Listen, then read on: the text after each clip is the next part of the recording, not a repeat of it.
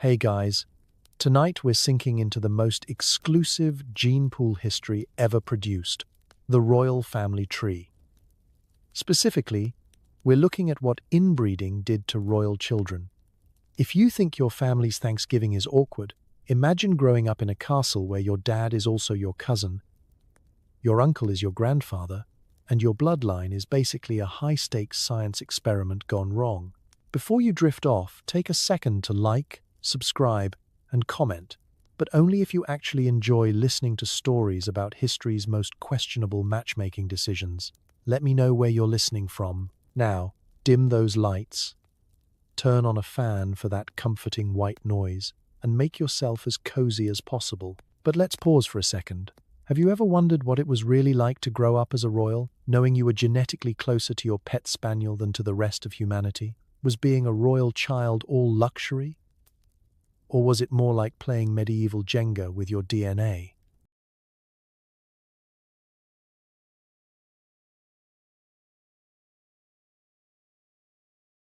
Did anyone ever explain why your jaw looked like it was designed by Picasso? Or why your family physician had to invent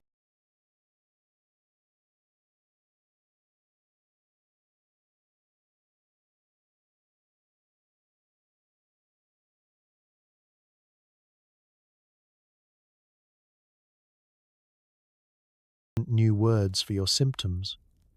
And how did these blue-blooded children actually spend their days? Did they have fun? Or was every birthday party just a roll of the genetic dice? Would you have survived life as a Habsburg, a Bourbon, or a Spanish Infanta? Or would your biggest achievement be not turning into a medical footnote? And most importantly, could you keep a straight face at dinner while your father's beard and your mother's mustache started to look suspiciously similar? Congratulations. You've just woken up somewhere between the Renaissance and the 19th century, in a palace stuffed with portraits of people who all look a little off. The servants are whispering, the doctors are panicking, and the family motto is, keep it in the family, but maybe don't tell the gene pool. Good luck.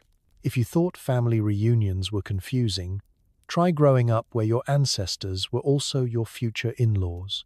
In royal Europe, the family tree is less a tree and more a shrub that's been aggressively trimmed with a bread knife. Marriages between cousins, uncles, and even nieces weren't just tolerated, they were tradition. Tonight, you'll wake up surrounded by portraits of relatives who all have the same nose. Good luck figuring out who's who at the dinner table. Let's set the scene. You blink awake beneath a velvet canopy, in a bedroom so full of oil paintings. You could play Find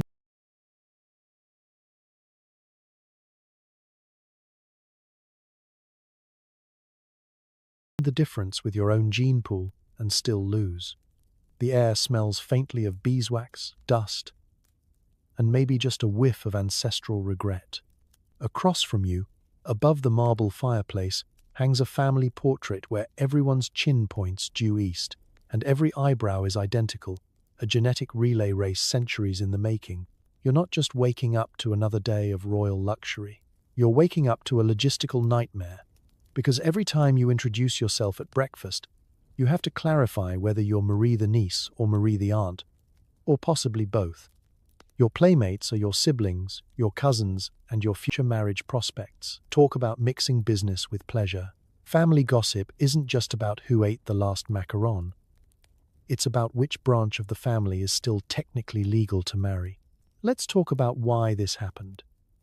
For centuries, the main job of a royal family, aside from inventing new ways to wear fur, was to protect the throne. And the best way to do that was to keep power, land, and wealth in the family. This meant choosing spouses from within a tiny pool of suitable royals, usually other royals, preferably not French if you're Spanish, not Spanish if you're French, but always someone who could draw their family tree without lifting the pen. Forget romance. Courtship was a high-stakes version of Guess Who, where every answer is a relative. Imagine what family gatherings felt like. You're seated between your uncle, who's also your father-in-law, and your cousin, who might one day be your spouse, trying to keep track of who owes whom money And who's next in line for a throne, a duchy, or a mysterious, recurring skin rash? The conversation at dinner is less about the weather and more about which Habsburg is eligible for which bourbon and whether anyone remembers where you put the marriage contract. Every toast is raised to family unity, and trust me, unity is not in short supply. The result? An endless parade of christenings, betrothals, and weddings, all featuring the same 10 faces and the same priest who's quietly working on his family therapy credentials. The palace is filled with gossip, alliances, and enough family drama to keep a soap opera running for centuries. But it's not all politics and power games. There's a bizarre sense of intimacy here, too. You know everyone. You know everyone's secrets. And everyone, unfortunately, knows yours. But it comes at a price. The family tree becomes so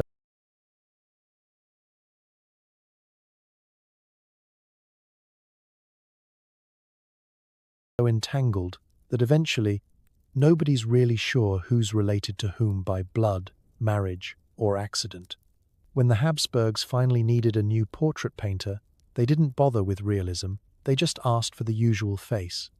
At this point, the best you can hope for is to avoid awkward pauses during introductions, or worse, attending a wedding where the bride and groom both call the same person grandma.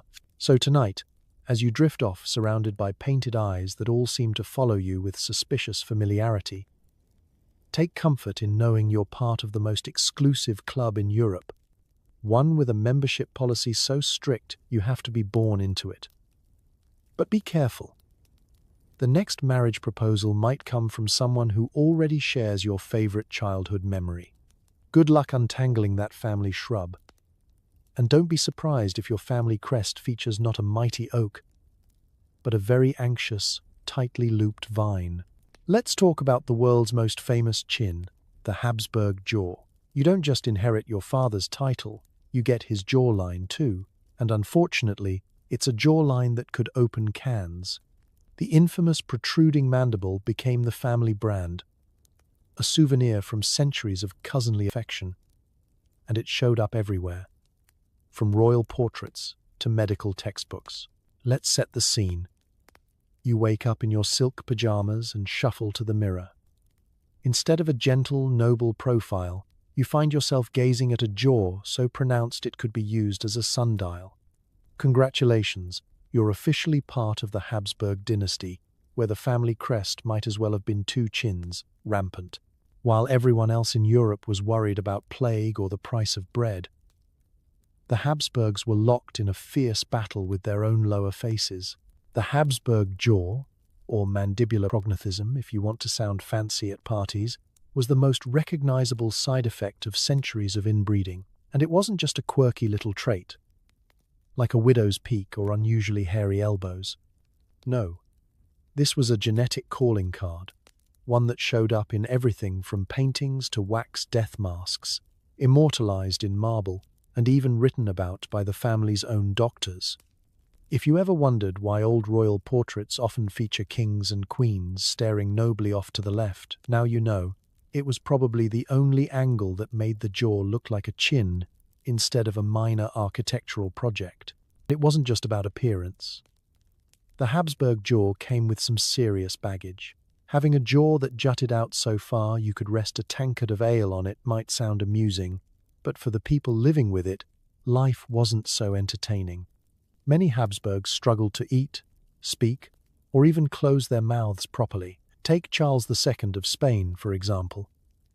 The man could barely chew, and his speech was so garbled that palace interpreters became a necessary part of royal gatherings. It's like living every day with a mouthful of marbles. Except the marbles are your own teeth, and everyone expects you to deliver a speech at dinner. Now, you'd think that after a few generations, someone in the family would have said, maybe we should add a little genetic variety to the mix. But no. The royal solution was to double down. More cousins, more uncles. Someone fetch the family tree, preferably one without too many branches. This commitment to family tradition turned the Habsburg jaw into the medieval world's most unfortunate brand logo. It was on coins, in statues, and in those stiff, deeply unflattering portraits that must have made every artist long for an easier commission, like painting a horse or a particularly challenging vase. Imagine being a child in the Habsburg household. As you grow, family members keep giving you side-eye at dinner, waiting to see which features will blossom. Oh, look, he's got his mother's eyes. And his father's, well, let's just call it a jaw. Even outside the palace, everyone knew what a Habsburg looked like. If you stumbled into a tavern anywhere from Vienna to Madrid and asked, "Seen any royals lately?" the bartender would probably just stick out his chin and nod. Royal doctors tried their best to treat the condition, but medieval medicine being what it was, their options were limited. Some attempted odd mouth exercises, and a few even recommended strategically placed beards for the men. Others wrote long, apologetic letters to distant cousins suggesting new marriage candidates with delicate features, code for, "Please, let's skip the jaw this time." Of course, politics usually won over genetics, but there was a silver lining, if you can call it that. The Habsburg jaw became so famous that it turned into a symbol of dynastic power. It meant you belonged. It meant you were part of a ruling elite so exclusive, not even nature could stop you. The jaw became a conversation starter, a rallying point, and, let's be honest, probably a pretty good nutcracker during long council meetings. So tonight, as you drift off, spare a thought for the Habsburg children, who inherited more than just castles and crowns. They inherited a chin that could rule Europe and a dental bill that could fund a war. If you ever feel self-conscious about your own jawline, just remember, at least yours never made it into a history textbook. Sleep tight, and may your dream be full of strong profiles and dental symmetry. Being royal isn't all diamonds and parties. Thanks to inbreeding, a lot of royal children found themselves wrestling with mood swings, mysterious illnesses, and a family doctor whose solution to everything was, "Have you tried more prayer and fewer cousins?" Depression, melancholia, and sudden fits were just as much a part of royal life as coronation robes. Let's set the mood. You wake up in a four-poster bed big enough to host a minor revolution, sunlight streaming through stained glass, and yet, despite all this opulence, you feel like the world is pressing down on your chest. Outside, servants scurry and bells ring, but inside, you're locked in a struggle that no velvet cushion or diamond brooch can fix. This isn't the life the fairy tales promised.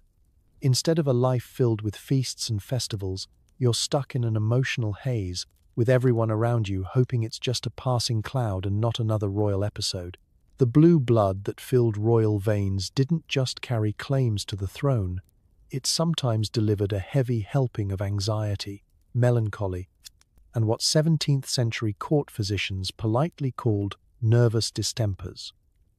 If you think holiday dinners at your place are awkward, imagine what it's like in a castle where nobody wants to mention that the prince hasn't left his bedchamber in 3 weeks, or that the princess screams at the curtains because she's convinced they're plotting against her. In modern terms, we'd talk about anxiety, depression, or maybe a bit of therapy. In royal Europe, the solution was usually a combination of herbal tea, urgent prayer, and hoping your child would eventually snap out of it. But why were royal children so often at war with their own minds? The answer, as usual, comes back to the family tree. Inbreeding didn't just affect jaws and joints. It also increased the chances of inheriting certain mental health conditions, bipolar disorder, epilepsy, and forms of hereditary depression included. If your parents share more than a last name, there's a good chance your family portrait will include a few moody stares and more than one monarch with strange behaviors.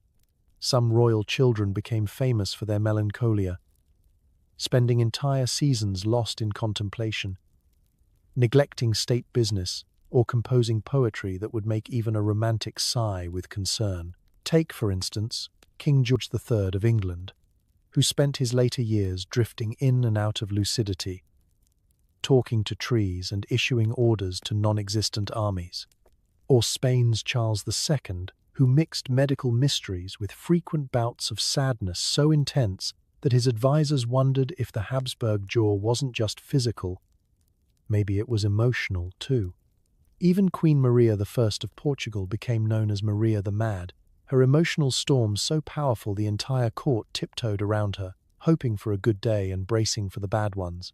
What did the royal doctors recommend? Well, if you were feeling blue, you might be bled, cupped, or given a healthy serving of lettuce soup. Sometimes you'd be prescribed a trip to the countryside, where fresh air was considered the original antidepressant. Prayer was a favorite remedy. Perhaps kneeling for hours in a chilly chapel would convince God to send down some mental clarity. Failing that, the royal family might simply hide their troubled relatives away, shuttling them off to distant palaces or, in some cases, full-blown asylums. Nothing says love like a well-decorated tower room and a promise to write at Christmas. Despite all this, palace life carried on. Servants would whisper about delicate nerves, courtiers would invent excuses for absences, and royal children were expected to put on their best faces, at least for official portraits. You could be having a breakdown, but as long as your hair was powdered and you bowed at the right angle, most people just pretended everything was splendid. The pressure to perform, to appear noble at all times, only added to the emotional weight. So, as you drift into sleep, remember, being royal meant you were never truly alone, even when you desperately wished to be. Between the prayers, the potions, and the parade of worried physicians, royal children faced a lifetime of expectations, sometimes crushing, sometimes absurd. If you've ever had a bad day and just wanted to hide under the covers, take comfort. So did kings and queens. The only difference is they had to do it in a room with 20 servants, 3 portraits of their own face, and the faint suspicion that someone, somewhere, was blaming it all on the curtains. Sleep well, and may your only royal inheritance be the gift of a good night's rest. Charles II's doctors took one look at him and reached for the holy water. With a jaw so pronounced he couldn't chew, and a body so frail that standing up counted as cardio, Charles was the final boss of royal inbreeding. His medical records read like a warning label on a bottle of medieval medicine. Congratulations, you've just woken up as Charles II of Spain, the most scrutinized child in European history. The palace is abuzz, servants are whispering, physicians are frowning, and your parents are consulting every saint and herbalist in the kingdom. If you so much as sneeze, someone's making a note of it. Your daily life is less about royal privilege and more about surviving the gauntlet of medieval medicine, with a parade of doctors who seem to be guessing as they go. If you're hoping for privacy, forget it. Every cough, rash, and digestive mishap is front-page news at court. The Habsburg dynasty had been mixing its family branches for generations, but Charles II was where the gene pool finally ran out of lifeguards. Born in 1661, he was a living monument to centuries of cousin marriage. His mother, Mariana of Austria, was both his aunt and his cousin. Wrap your head around that one, if you dare. The results were not subtle. Charles was born with so many physical and mental challenges that royal doctors quickly ran out of euphemisms and started inventing new ones. Let's take a closer look. As a baby, Charles was so weak he couldn't even sit up without assistance. He didn't speak until he was 4 or walk until he was 8.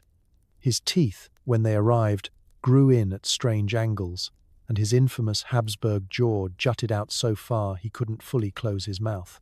Eating was a challenge, drinking was a risk, and talking required an audience that was very patient and very polite.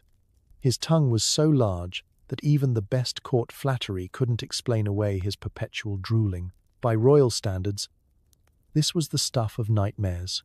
The list of ailments didn't stop at the jaw.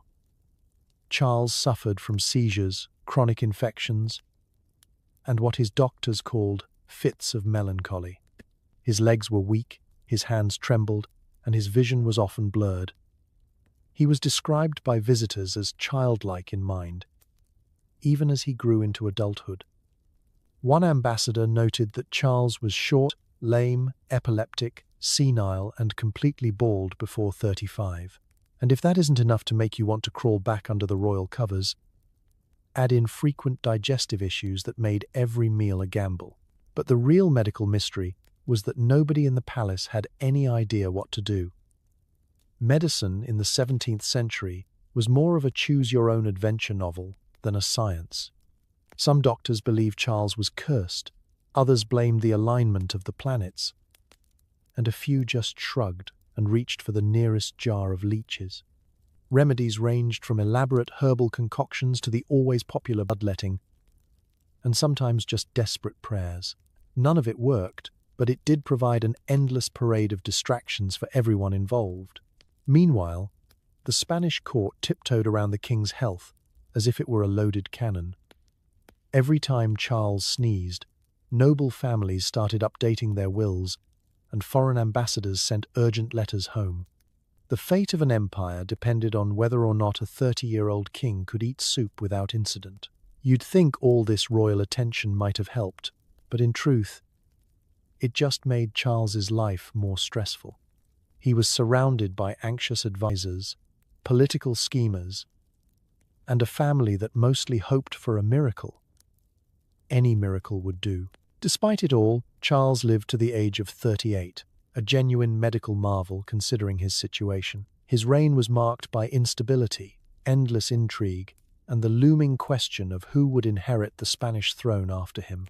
When he died in 1700, childless and exhausted, his autopsy became a legendary piece of palace gossip. The doctors declared that Charles had no blood, a heart the size of a peppercorn, and a single testicle as black as coal.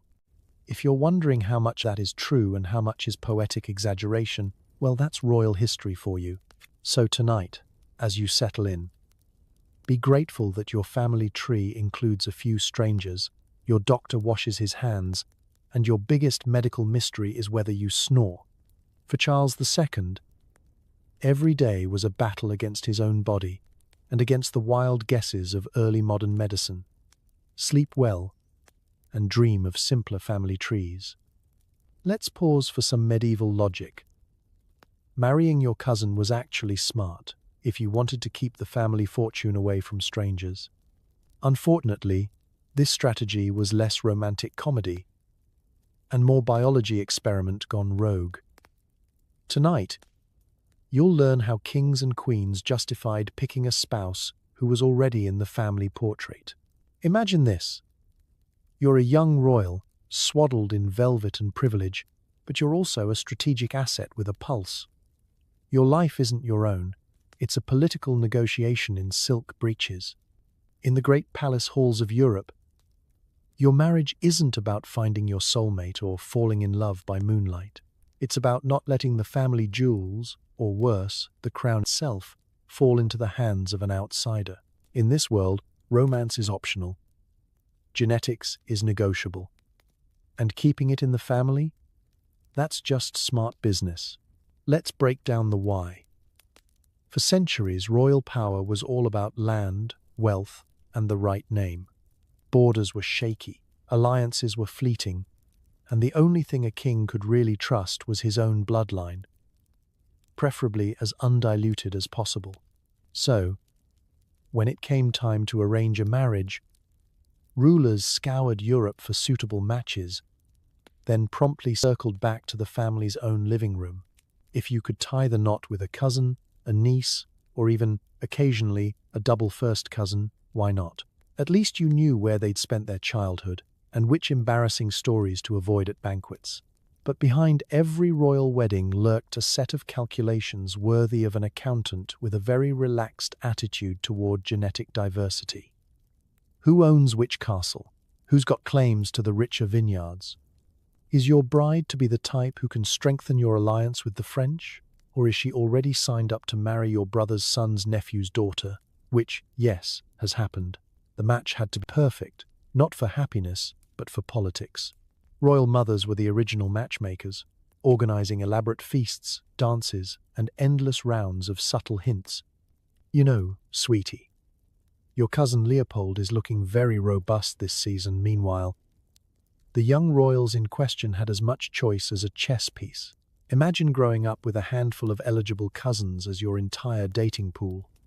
It's like being on the world's smallest, most awkward episode of The Bachelor, except the final rose comes with a side of mutual grandparents. If you're picturing a scene full of bashful glances and heartfelt proposals, think again. Most royal marriages were arranged before the couple had ever met. Diplomats and ambassadors negotiated on behalf of toddlers. Contracts were drawn up for infants. And in the rare case that a royal actually fell in love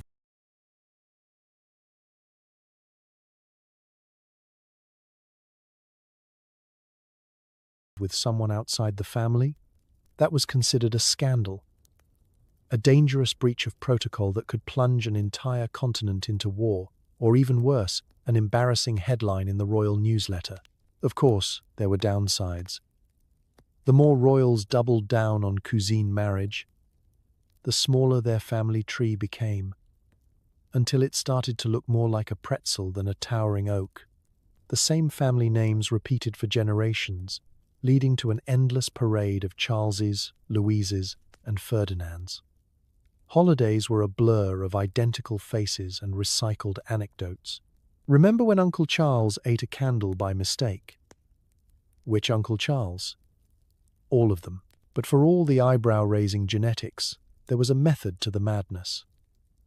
Marrying within the family did, for a while, keep dynasties stable and properties consolidated. The royal houses of Europe survived centuries of intrigue and rebellion by building alliances that were, quite literally, closer than skin deep. Unfortunately, they also handed down a few less desirable traits, like the infamous Habsburg jaw, mysterious illnesses, and the kind of family drama that would make a soap opera producer blush. So as you tuck in tonight, reflect on the world's longest-running episode of Family Feud, one played out in palaces, ballrooms, and candlelit bedchambers across the continent. The matchmaking Olympics were less about love and more about legacy, less about passion and more about property. And if you ever feel like your own family gatherings are a bit much, remember, at least you don't need a genealogical chart to figure out if your date is your second cousin. Sleep well, and may your dreams be filled with romance, variety, and the freedom to marry absolutely anyone you want. Welcome to royal nursery life. You've got golden rattles, armies of servants, and a playroom where your siblings are also your second cousins twice removed. But don't expect to run wild. Overprotective parents, court physicians, and a lurking sense of genetic dread keep you tucked up tight, swaddled in silk and uncertainty. Let's ease into your day as a royal child. You awaken in a cradle that costs more than a village, your blanket trimmed in real gold thread, and sunlight pouring through leaded glass. Outside, peasants are already working the fields, but you're serenaded awake by a nursemaid singing a lullaby about family pride and the benefits of never leaving the palace. Before you've even had breakfast, 3 adults have checked your pulse, taken your temperature, and discussed your constitution. It's like being raised by a focus group. The palace nursery is a strange, splendid, and sometimes suffocating world. There are endless toys, spinning tops, painted soldiers, dollhouses as large as garden sheds, and puzzles depicting ancestors whose chins could double as doorstops. But be careful, don't play too rough. Inbred royal children were often fragile, and the tiniest cough was treated like a diplomatic incident. The mere threat of a runny nose could send the court physician into a full-scale panic, summoning herbalists and muttering prayers to every saint with a vaguely medical background. Daily life is tightly scheduled and gently padded. After breakfast, served on porcelain plates and supervised by a rotation of taste testers, you're marched off to lessons. Tutors arrive with stacks of books, maps, and the endless expectation that you'll speak 5 languages by age 6. You're taught fencing, carefully, with blunted swords, music, preferably harp, nothing too exciting, and enough royal etiquette to survive 3 coronations and a minor uprising. Every moment is managed. Every lesson another building block in the wall that keeps you inside the royal bubble. Your classmates? Other royal kids, who also happen to be your cousins, your rivals, and, if the marriage negotiations go poorly, your future spouse. Socializing isn't about making friends so much as learning how to keep secrets, sniff out intrigue, and avoid getting caught sneaking marzipan from the kitchen. There's a constant, unspoken competition. Who can quote Latin the fastest, who looks the most regal when pouting, and who can faint on command at the mention of leeches. But there's an underlying tension that no amount of toy soldiers can distract from. The adults hover like anxious bees, worried that every stumble or fever is a sign of the family curse. Inbreeding. Court physicians track every rash and hiccup in leather-bound ledgers. If you're too quiet, it's melancholy. If you're too lively, it's nerves. If you have a tooth coming in crooked, there are urgent whispers and an emergency portrait session, just in case history needs to remember what you looked like before things went sideways. Still, there are moments of sweetness. A ride in the garden on a pony so well bred it probably knows your lineage by heart. Secret games in the attic with a sibling who shares your exact jawline, and stories whispered late at night about kingdoms won and lost by children not so different from you. And if you're lucky, a governess who lets you get away with a harmless prank or two, provided you don't endanger international relations or knock over a priceless vase. As you drift toward bedtime, the palace is quieter, but the anxiety never quite leaves. You're tucked in beneath a mountain of blanket while a servant checks the fireplace for ghosts, and the nursemaid makes one last prayer for your continued health and political utility. Because in the royal bubble, childhood is a mixture of luxury, surveillance, and suspense. Sleep well, little heir. Tomorrow, you'll wake up to more lessons, more toys, and the ever-present shadow of the family tree. Imagine waking up with symptoms so weird, even your royal doctor just shrugs. Seizures, club feet, extra fingers, and more than a few mysterious allergies. When you keep marrying close relatives, the gene pool starts sending out warning signals. Tonight, we'll catalogue some of history's least enviable family heirlooms. Let's drop you into a royal bedroom at dawn.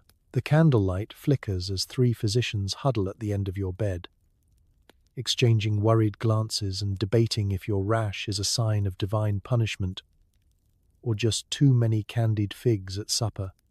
As an inbred royal, you're not just battling for the throne. You're fighting your own DNA every morning. There's a good chance you've inherited something unique, something the medical textbooks haven't seen before.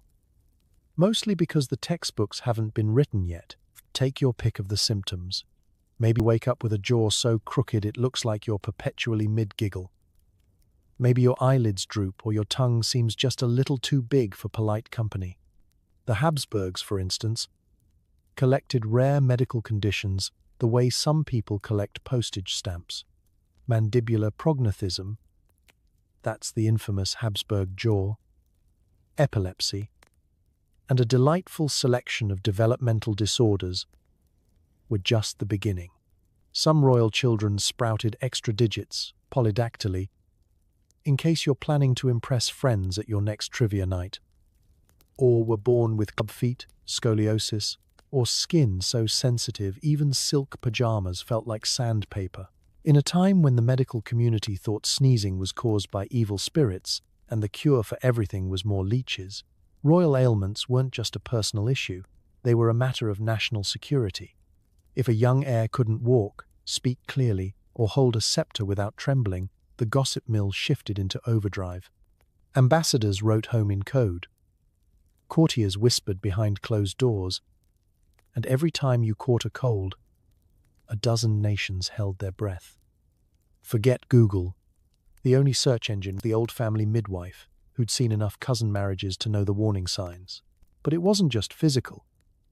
Some royal children suffered from mysterious seizures, sudden fits, tremors, and fainting spells that left doctors recommending everything from cold baths to exorcisms. In Spain, Charles II's long list of symptoms included epilepsy and a kind of persistent brain fog that left his advisors tiptoeing around topics like complex decision-making and how to sit up straight.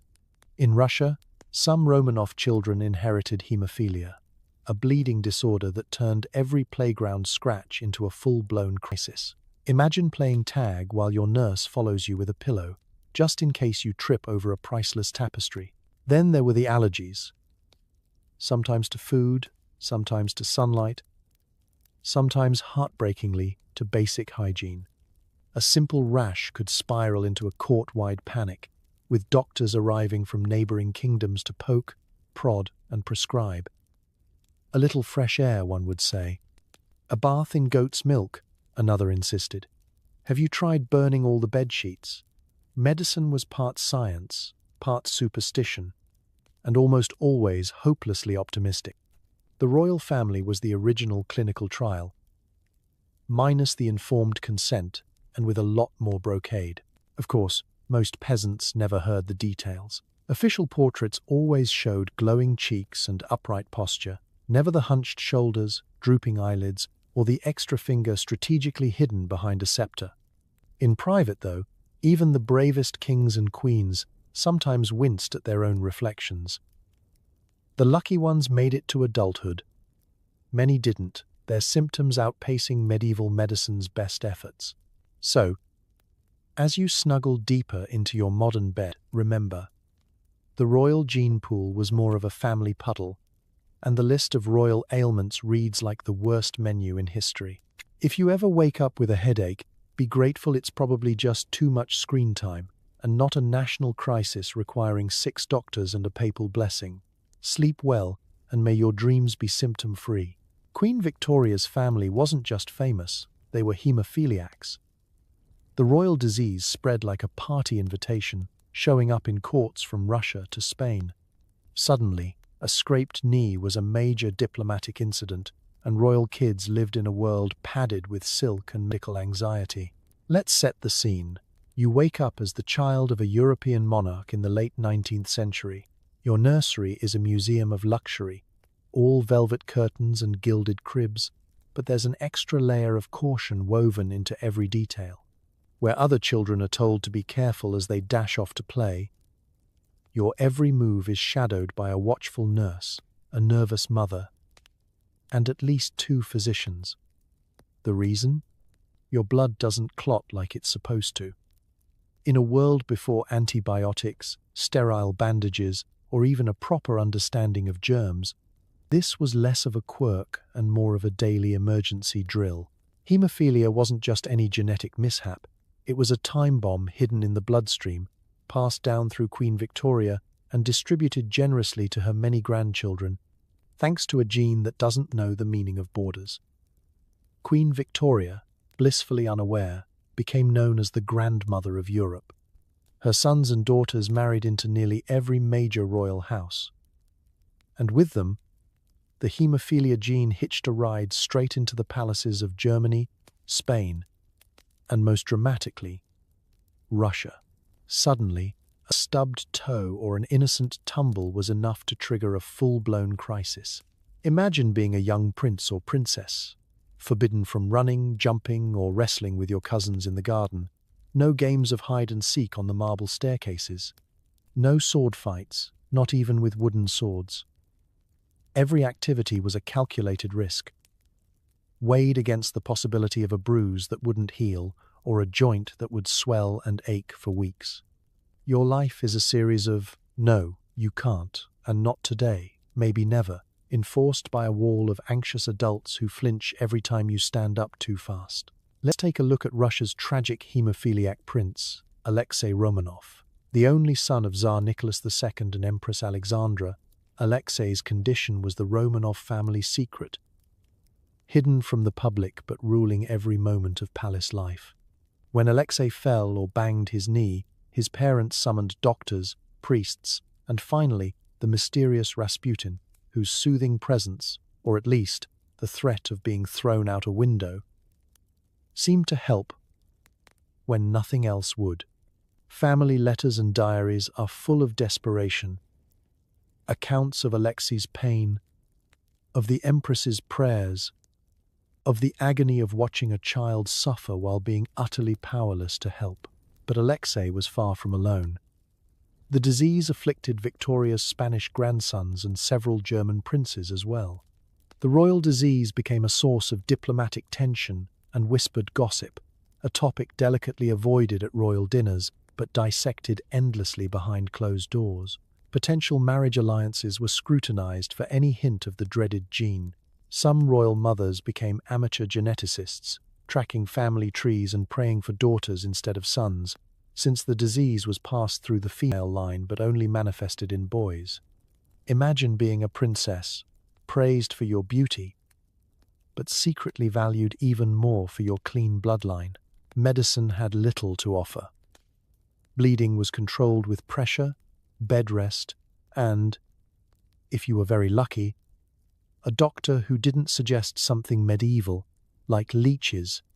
In some cases, experimental treatments were attempted, ranging from herbal infusions to electrical therapy. Mostly, though, the cure was avoidance. Avoid sharp corners, avoid excitement, avoid anything that might hint at fun. For the royal children, this meant a bubble-wrapped existence. Siblings, friends, and tutors learned to tiptoe around the topic, never mentioning the real reason for your careful, sheltered life. And yet, the disease continued its silent campaign, shaping dynasties, altering marriages, and, eventually, changing the course of history itself. So as you turn over in bed tonight, be grateful that a paper cut is nothing more than a minor annoyance. For Queen Victoria's descendants, a single scratch could be a headline. Sleep well, and may your dreams be blissfully boring and bruise-free. When you're a royal child with a mystery illness, 19th century medicine is your only hope. Forget about antibiotics, think leeches, herbal teas, and the occasional exorcism. Doctors tried everything, from draining blood to prescribing dangerous concoctions. Sometimes the cure was worse than the condition. Let's get comfortable, well, as comfortable as you can be when you're about to experience the finest healthcare medieval and early modern Europe had to offer. You've just woken up feeling off. Maybe it's a headache. Maybe it's a strange ache in your side. Or maybe your jaw is just a bit too Habsburg for comfort. Instantly, the palace swings into action. Maids scurry for the royal physician, courtiers whisper, and within minutes, your bedchamber is filled with the best educated men in the kingdom. Too bad their medical degrees are written in Latin and based mostly on gut feelings and ancient Greek philosophy. The diagnosis always begins with a thorough inspection by candlelight in front of a full audience. No pressure. Your doctor peers down your throat, checks your pulse, and probably asks about the last time you saw a comet, just in case. The most popular theory? The four humours: blood, phlegm, yellow bile, and black bile. If you're sick, it's because these are out of balance. The solution? Rebalance them by taking some of your blood out and seeing what happens. Here come the leeches. Yes, leeches. Small, slimy, and oddly enthusiastic. They are summoned from a velvet-lined jar and applied with great ceremony to your arms, legs, and, if you're very unlucky, your face. The doctor assures you it's perfectly safe, which is easy for him to say, since he's not the one being turned into an all-you-can-eat buffet. If the leeches don't work, it's time for bloodletting. A small cut, a fancy bowl to catch the results, and plenty of prayers that you don't faint before breakfast. Sometimes the leeches and bloodletting are followed by purging, herbs, salts, or whatever else the apothecary can find to cleanse you. In other words, expect to spend quality time near a chamber pot.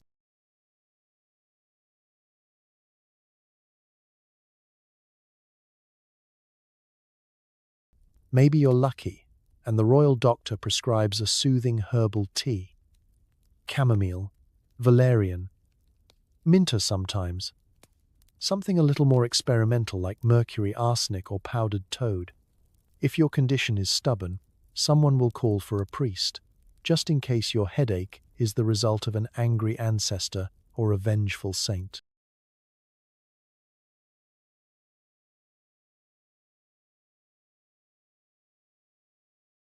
Between doses of holy water and chanting, your bedroom starts to feel more like a cross between a pharmacy and a haunted house. There's always a new remedy to try. Maybe you'll be wrapped in warm blankets, then in cold sheets, then have your feet dunked in icy water to draw out the fever. If you're feeling faint, your governess might wave smelling salts under your nose or force you to sniff vinegar. Some remedies are weirdly pleasant, like a massage with rose oil, but even those come with dire warnings about overstimulating the blood. Heaven forbid you enjoy the process.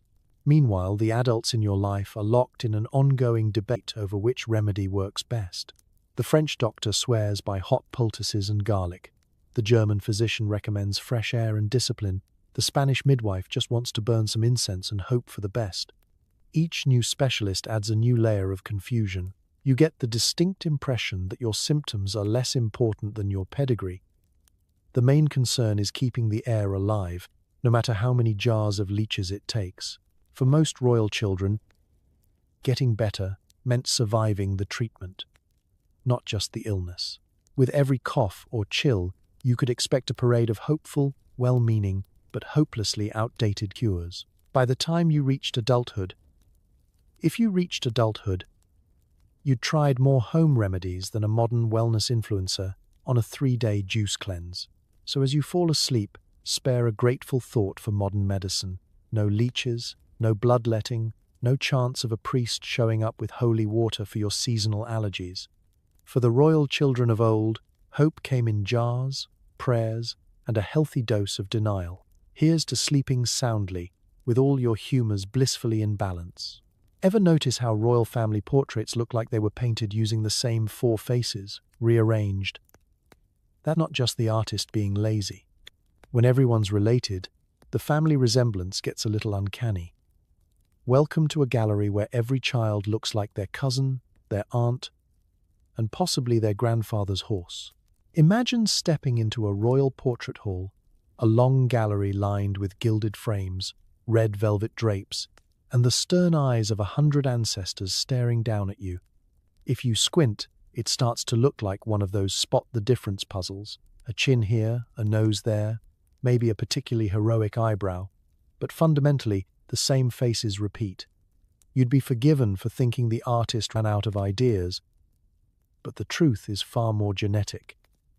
This is the visual evidence of centuries spent playing matchmaker with the same 10 families. It starts in childhood. You're a royal kid, dressed in your finest brocade, and plopped onto a velvet cushion for a sitting that will last longer than your patience. The painter fusses, fixes your lace collar,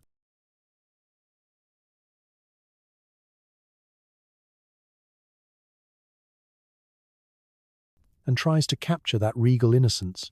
What he's really doing is documenting the latest edition of the family face. The Habsburg jaw, the Bourbon nose, the Romanov eyes, all shuffled together in various combinations, like an extremely exclusive deck of cards. It's not your imagination. It's hereditary déjà vu. For the artist, this job is both a blessing and a curse. On one hand, you can pretty much copy last year's portrait, and no one will notice. On the other, there's the impossible task of making each new child look unique. When they all have the same overbite, the same puffy eyelids, and the same slightly confused expression. You try your best. Maybe you add a pet spaniel, a fancy feather, or a lute. But in the end, you're still painting the same jawline for the 6th time this week. Palace gossip swirls around these sessions. Courtiers nudge each other and whisper, "Oh, she has her father's smile, pity about the ears." Grandmothers sigh over inherited dimples. Sometimes, if the resemblance is particularly dramatic, it becomes a source of private amusement. Line up all the infantas and tell me which one is Maria, a Spanish nobleman might joke, as 10 identically dressed princesses parade past. In family albums, it's less about preserving memories and more about charting the slow, relentless march of dominant genes. It wasn't just the Habsburgs. although they were the undisputed world champions of genetic repetition. Look at any royal family tree, from the Tudors to the Romanovs, and you'll see the same phenomenon.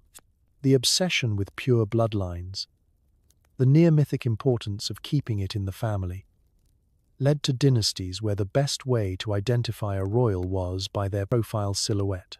Artists, trapped between flattery and reality, sometimes chose to improve the family features. Noses magically straightened, chins softened, eyes brightened. But for the most part, the resemblance was impossible to hide.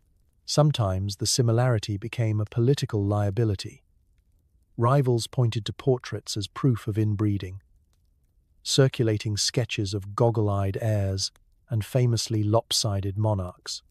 Even in the rare event of marrying outside the usual circle, the resulting children usually still looked more like a rerun than a reboot. Imagine sending your portrait to a foreign princess as part of marriage negotiations and having her reply, "He's lovely, but didn't I meet him last year at my own cousin's wedding?" If you grew up surrounded by these portraits, it was hard to develop a strong sense of individuality. Everywhere you turned, you saw yourself, reflected, refracted, and slightly reinterpreted by artists desperate for variety. Maybe you started experimenting, a new hairdo, a fresh mustache, or an especially creative hat. But deep down, you knew you'd always be part of the pattern, one more face in the grand genetic wallpaper of history. So, as you close your eyes tonight, picture yourself walking through the portrait gallery of your own family. Be grateful for a little genetic diversity, for childhood photos where your siblings look like themselves, and for the modern miracle of being able to smile without a committee of ancestors looking over your shoulder. Sleep well, and may your dreams feature only original faces. For Spanish royal children, every birthday was a victory. High infant mortality, fragile health, and the relentless pressure to produce heirs made royal childhood less about luxury and more about survival. Being born with a title was no guarantee you'd survive to use it. Let's slip quietly into a Spanish palace nursery in the 16th or 17th century. The air smells of lavender and candle wax, mingling with the faint, constant undertone of anxiety. You, the newest infanta or infante, are swaddled in silk and placed in a cradle so ornate it could double as a reliquary. There are nurses, governesses, and priests hovering nearby, not so much to entertain you, but to monitor every hiccup and fever, every unsettling sound you make in the night.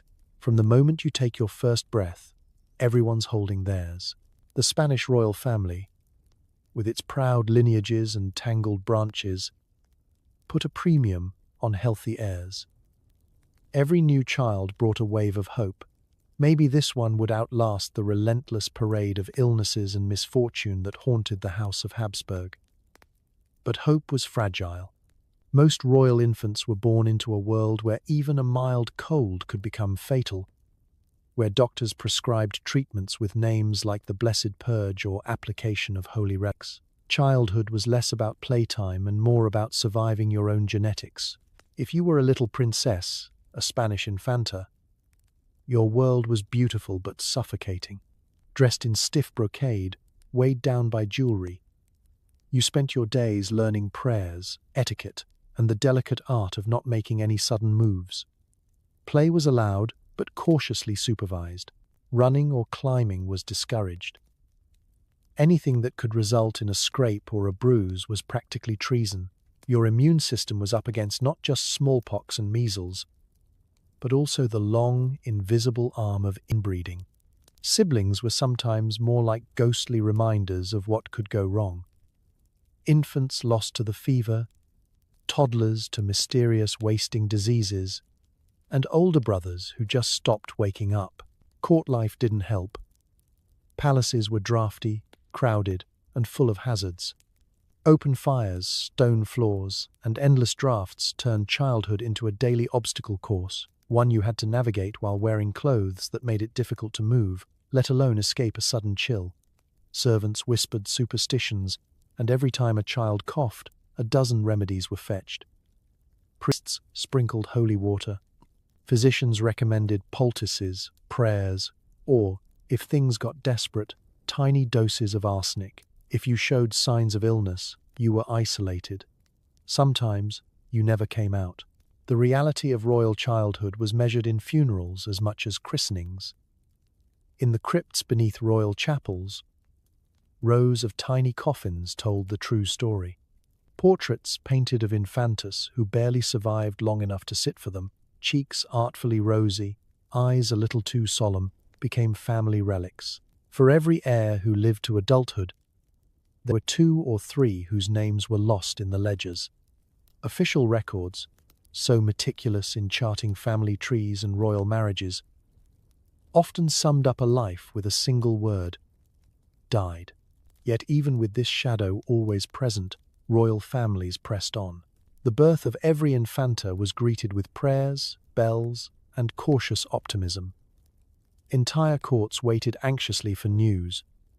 Had the baby made it through the night? Would this child's name be added to the roll call at the next feast, or whispered quietly in mourning? Royal mothers faced unimaginable pressure. Blamed for every stillbirth, every infant fever, every sign that the bloodline might be weakening. So as you drift into sleep tonight, picture the nursery where hope was laced with fear and every laugh was muffled by worry. For the Spanish infantas, survival was never guaranteed, just a fragile, flickering possibility. If you've ever taken a healthy childhood for granted, remember the tiny coffins hidden below the marble floors and the courage of those who grew up beneath a crown and a curse. Sleep well, and may your dreams be full of sunlight and certainty. From the mad King George to various melancholic monarchs, mental illness was a frequent visitor to royal courts. Some kings raved, some queens wept, and the royal advisors mostly pretended not to notice, until the country started falling apart. Let's set the scene. It's dawn in the royal bedchamber, but there's little hope of a peaceful day. You, a royal child, wake up to whispers outside your door. Sometimes it's just servants gossiping about your mother's latest crying spell. Sometimes it's ministers anxiously debating if the king will even come out today. Inbreeding wasn't just a matter of jawlines and family trees that looked suspiciously like subway maps. It was a direct ticket to hereditary mental instability. And in royal families, mental health wasn't a private affair. It was the business of the entire nation. Take the famous case of King George III of England. In the late 1700s, King George began acting strangely, talking endlessly, writing rambling letters, and holding long conversations with trees, which, to be fair, might have been more reasonable than talking to some of his ministers. The court physicians couldn't agree if he was suffering from madness, melancholia, or the always popular imbalanced humors. The truth, as we now suspect, is that George inherited a genetic disorder, porphyria, perhaps, amplified by centuries of tight-knit royal marriages. His suffering became a public spectacle, a tragic drama that played out not just in palaces, but in Parliament and the newspapers. The phrase "Mad King George" became shorthand for royal disaster. It wasn't just kings, either. Queen Maria I of Portugal was nicknamed Maria the Mad, her moods swinging wildly between cheerful hope and bottomless sorrow. Her reign was punctuated by religious obsessions, long periods of silence, and public outbursts. When tragedy struck, like the death of her husband and son, she slid into despair so deep that the business of ruling ground to a halt. Advisors quietly moved her to a secluded palace, making sure the curtains were always drawn and her fits remained private. In a time before psychology, her suffering was attributed to weak nerves or sometimes the devil himself. Behind the heavy curtains, royal children grew up surrounded by this uncertainty. You never knew if today's lesson would be interrupted by a screaming fit, or if tomorrow's breakfast would include a surprise exorcism. Mental illness in royal families was kept as secret as possible, hidden away in distant country estates or masked with elaborate rituals. But when your mother is pacing the halls in tears or your father is convinced he's made of glass, there's only so much hiding you can do. Gossip spread faster than the flu, and foreign ambassadors made careful notes on every sign of instability. The royal response was often more spectacle than solution. Physicians tried everything: leeches, herbal teas, prayer marathons, and the occasional freezing bath. Some unlucky royals were strapped to beds or dosed with opiates until they barely remembered their own names. But mostly, everyone hoped the crisis would pass and the monarchy could get back to business. It rarely did. Chronic mental illness meant uncertainty at the top, and that trickled down to every corner of the kingdom. But here's the truth behind the tapestries. These monarchs were as vulnerable as any of us. Their sadnesses, fears, and madnesses were often the logical result of too much family, too little privacy, and the immense pressure to hold entire nations together, while desperately trying not to unravel themselves.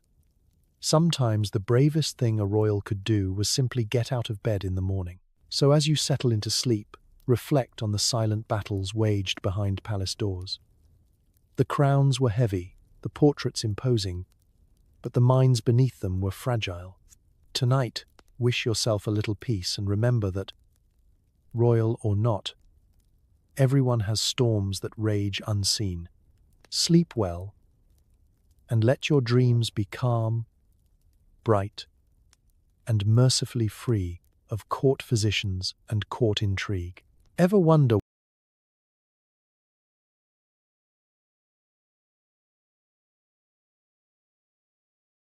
why some royal children wore those enormous collars or long, elaborate sleeves? Sometimes it was just fashion. Sometimes it was to hide a hunchback, a twitch, or a jawline that startled the horses. In the royal wardrobe, style often doubled as camouflage. Let's get you dressed for the day. You wake up in a palace room with sunlight barely peeking through heavy velvet drapes. The court tailor arrives, armed with an arsenal of brocades, silks, ribbons, and enough starch to immobilize a small army. For most people, getting dressed is about comfort or self-expression. For you, the royal child, it's about distraction. Distraction from a slightly wandering eye, a club foot, or perhaps a chin that could double as a letter opener. Royal fashion was an endless parade of cloaks, collars, and cuffs designed as much to conceal as to impress. Take a look at those famous paintings. Lace ruffs wide enough to serve hors d'oeuvre, voluminous gowns that made it impossible to sit down, sleeves that swish and swirl and swallow your hands whole. If you suffered from a tremor, just add another layer of embroidered fabric. No one will see your shaking hands beneath all that brocade. Got a limp? Stiff, heavy boots might help you walk with majesty. Even crowns themselves, with their strategic peaks and sparkling jewels, could draw the eye away from a lopsided hairline or an ear that never quite matched the other. Inbreeding, that relentless royal tradition, left a legacy of physical quirks and ailments, some obvious, some best kept under wraps. The court dressmakers quickly learned to work their magic.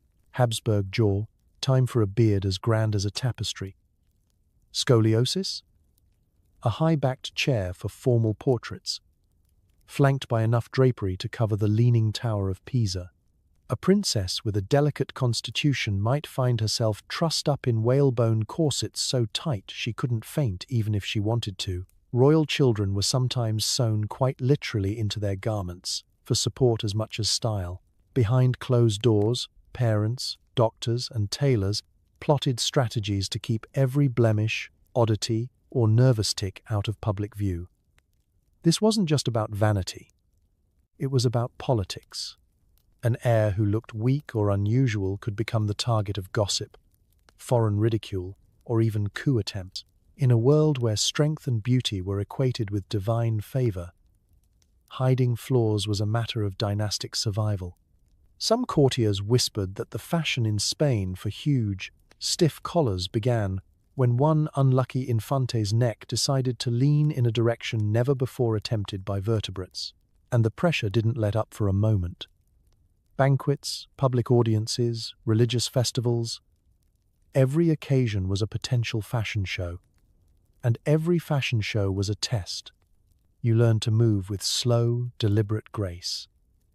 Not just to look regal, but to avoid tripping over your own sleeves or revealing a limp. Young royals spent hours practicing postures in front of mirrors, learning which angles minimized the family nose, or how to hold a fan to hide trembling fingers. No detail was too small. Gloves were essential, partly to show off embroidered cuffs, partly to hide hands that shook or bore the marks of hereditary diseases. Of course, sometimes the camouflage became the fashion itself. After enough years, everyone wanted a collar as wide as the Queen's, even if their jawline was perfectly ordinary.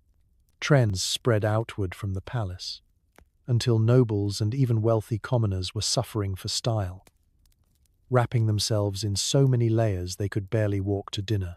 So, as you nestle into your pajamas tonight, grateful for elastic waistbands and tagless t-shirts, spare a thought for those royal children wrapped up like Christmas gifts every morning.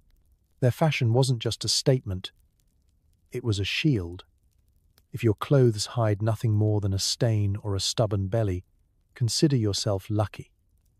Sleep well, and may your dreams be filled with soft fabrics, gentle seams, and all the freedom to move your arms you could ever want. Your menu tonight includes roast peacock, questionable stews, and so much sugar your teeth would stage a protest, if you had any. Royal diets weren't exactly balanced, and when you add in a little inbreeding, dinner could turn into a medical drama. Let's wander down the grand staircase into the royal dining hall, a room where the ceilings are high, the candles plentiful, and the food both a spectacle and a science experiment. As a royal child, your table is set with the finest silver, goblets carved from rock crystal, and plates piled high with dishes you can't pronounce. Cooks in the palace kitchen are competing for favor by stuffing, roasting, and sugaring everything in sight. If you can eat it, they will try to make it impressive. If you can't eat it, well, they'll try to make it look impressive anyway. The first course might be an elaborate soup, thick with cream and floating with things like almonds, shredded game birds, or even the occasional gold leaf. For a child with a delicate constitution or a jaw that refuses to close, soup is less a starter and more of a main event. A little bread, tough enough to threaten dental work, is provided for dipping, assuming you can manage it without alerting the family physician. Every dish is presented as if the Pope himself were coming to dinner. But for royal children whose teeth and stomachs are already questionable, the display can feel like a medieval obstacle course. After the soup comes the parade of meats: roast boar, stuffed swan, venison glazed in honey, and, if you're lucky, something your body can actually digest. The more exotic the animal, the better. Porcupine, flamingo, hedgehog pie.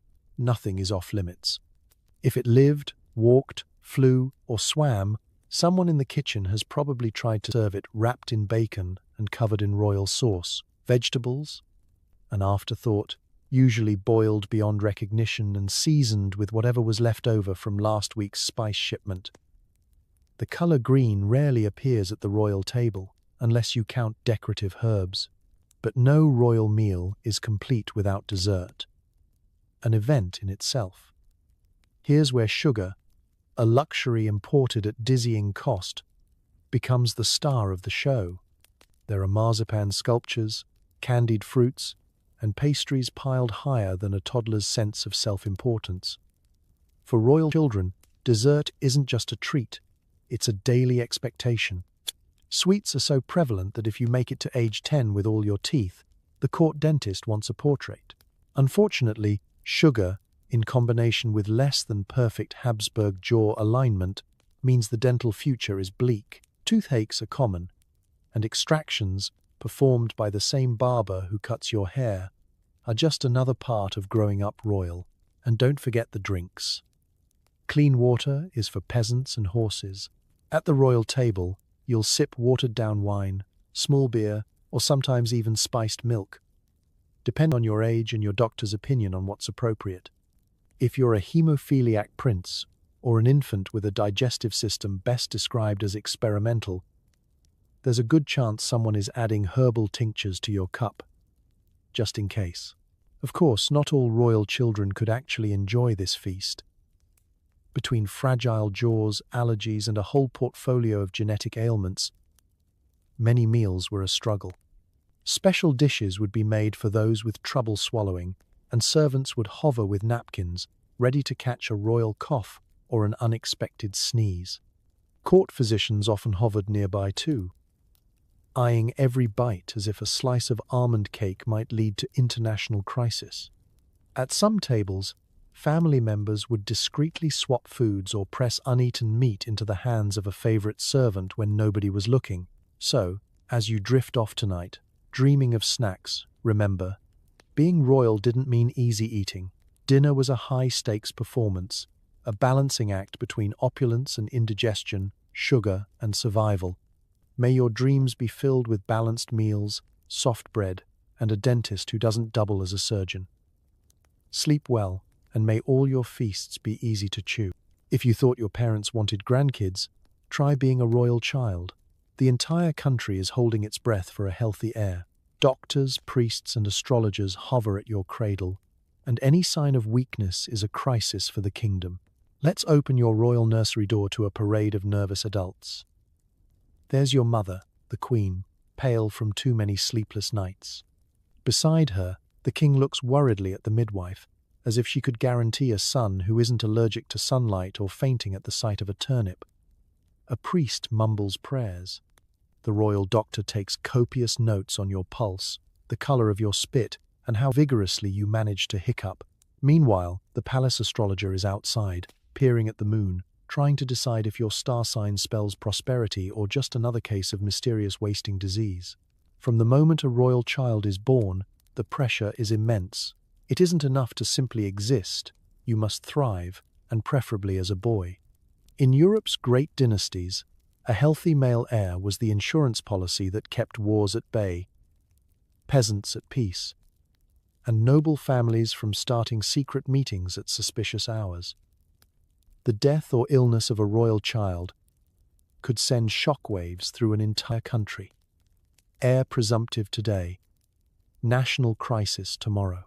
The expectations don't end at birth.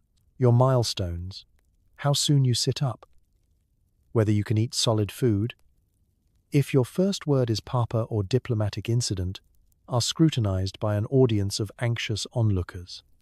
The first sign of a cough, a limp, or a suspicious rash prompts another round of frantic remedies.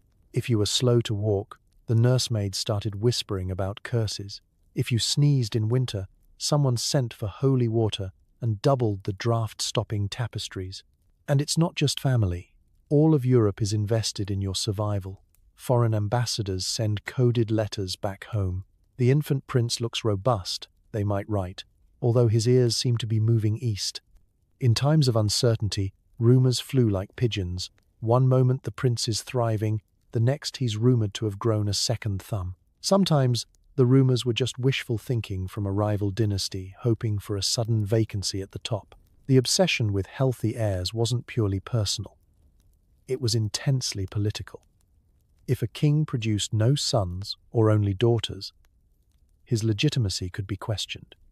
Civil wars, disputed claims, and general chaos could ensue. Royal marriages were organized and reorganized with the hope of maximizing the odds for a sturdy male successor. Queens who failed to produce healthy boys often faced exile, accusations of witchcraft, or just years of cold stares across the breakfast table. Some tried anything: pilgrimages, magic charms, miracle waters, and, of course, even more cousin marriages, because if it hasn't worked for 3 generations, why not try a 4th? The constant scrutiny shaped royal childhood into a sort of marathon. Lessons in fencing, riding, and statecraft started young. After all, a sickly heir couldn't inspire armies or lead troops into battle. Playtime was limited, supervised, and sometimes replaced with lessons in how to stand straight for portraits or hold a ceremonial sword without dropping it. For girls, the pressure was only slightly less. Be healthy, be pretty, and be ready to marry a cousin who might one day be king. Every birthday was celebrated with a hint of anxiety. If you made it to age 10, there were feasts and prayers. If you caught a cold at 12, half the continent braced for bad news. And every step of the way, your body and mind weren't really your own. They belonged to history, to your dynasty, and to a future that could be upended by a cough. So tonight, as you snuggle into your own bed, appreciate that your worth isn't measured by your pulse or your pedigree. For royal children, every breath was both a blessing and a political event.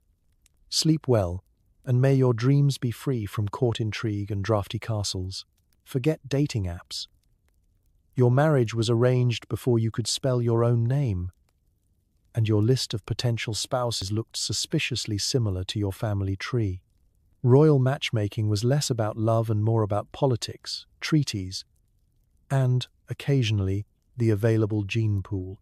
Let's join you as a young royal, sitting at the breakfast table, barely tall enough to see over your goblet of watered wine, while your parents casually debate which cousin or distant relative you'll be pledged to before dessert.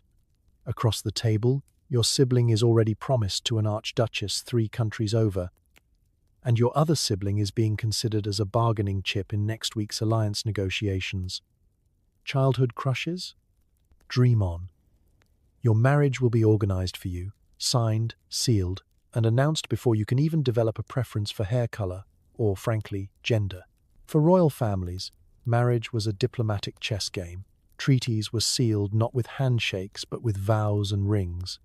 Every eligible prince and princess was an asset to be spent wisely, maximizing land, power, or the chance to keep a rival country from growing too strong. The rules of the marriage market were strict. Only royals could marry royals.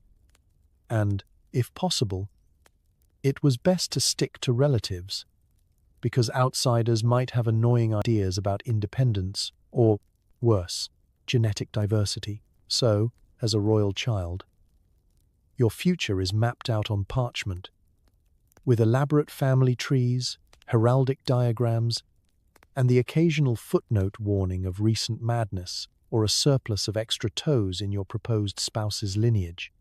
Suitors are vetted not for their personality but for their pedigree.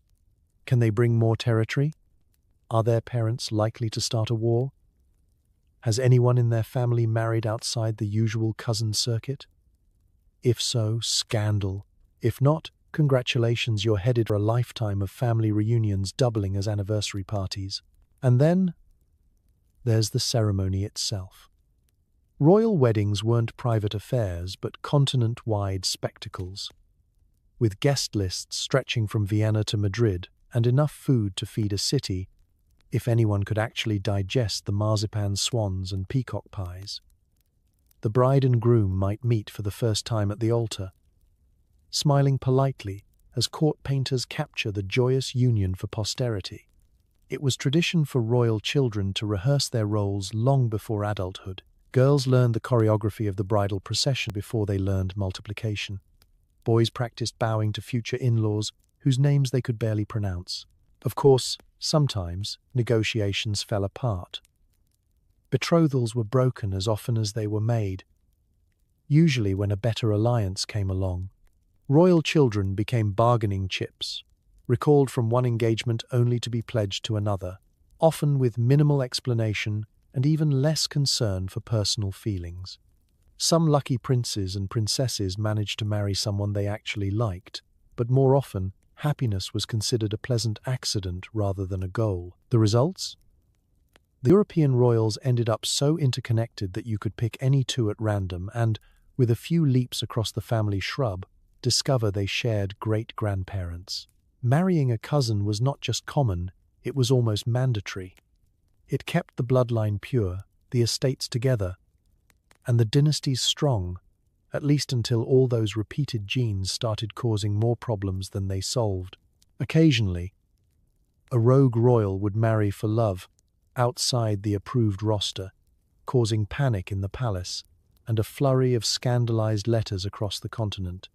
But mostly, the matchmaking game continued. each union tightening the knots in an already complicated web.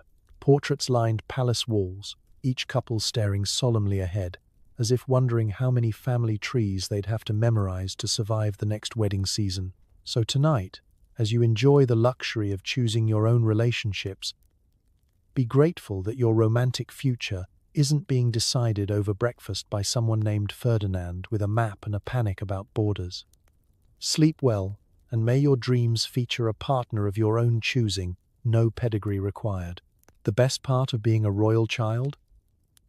Your illnesses were all carefully recorded by people who had no idea what they were seeing.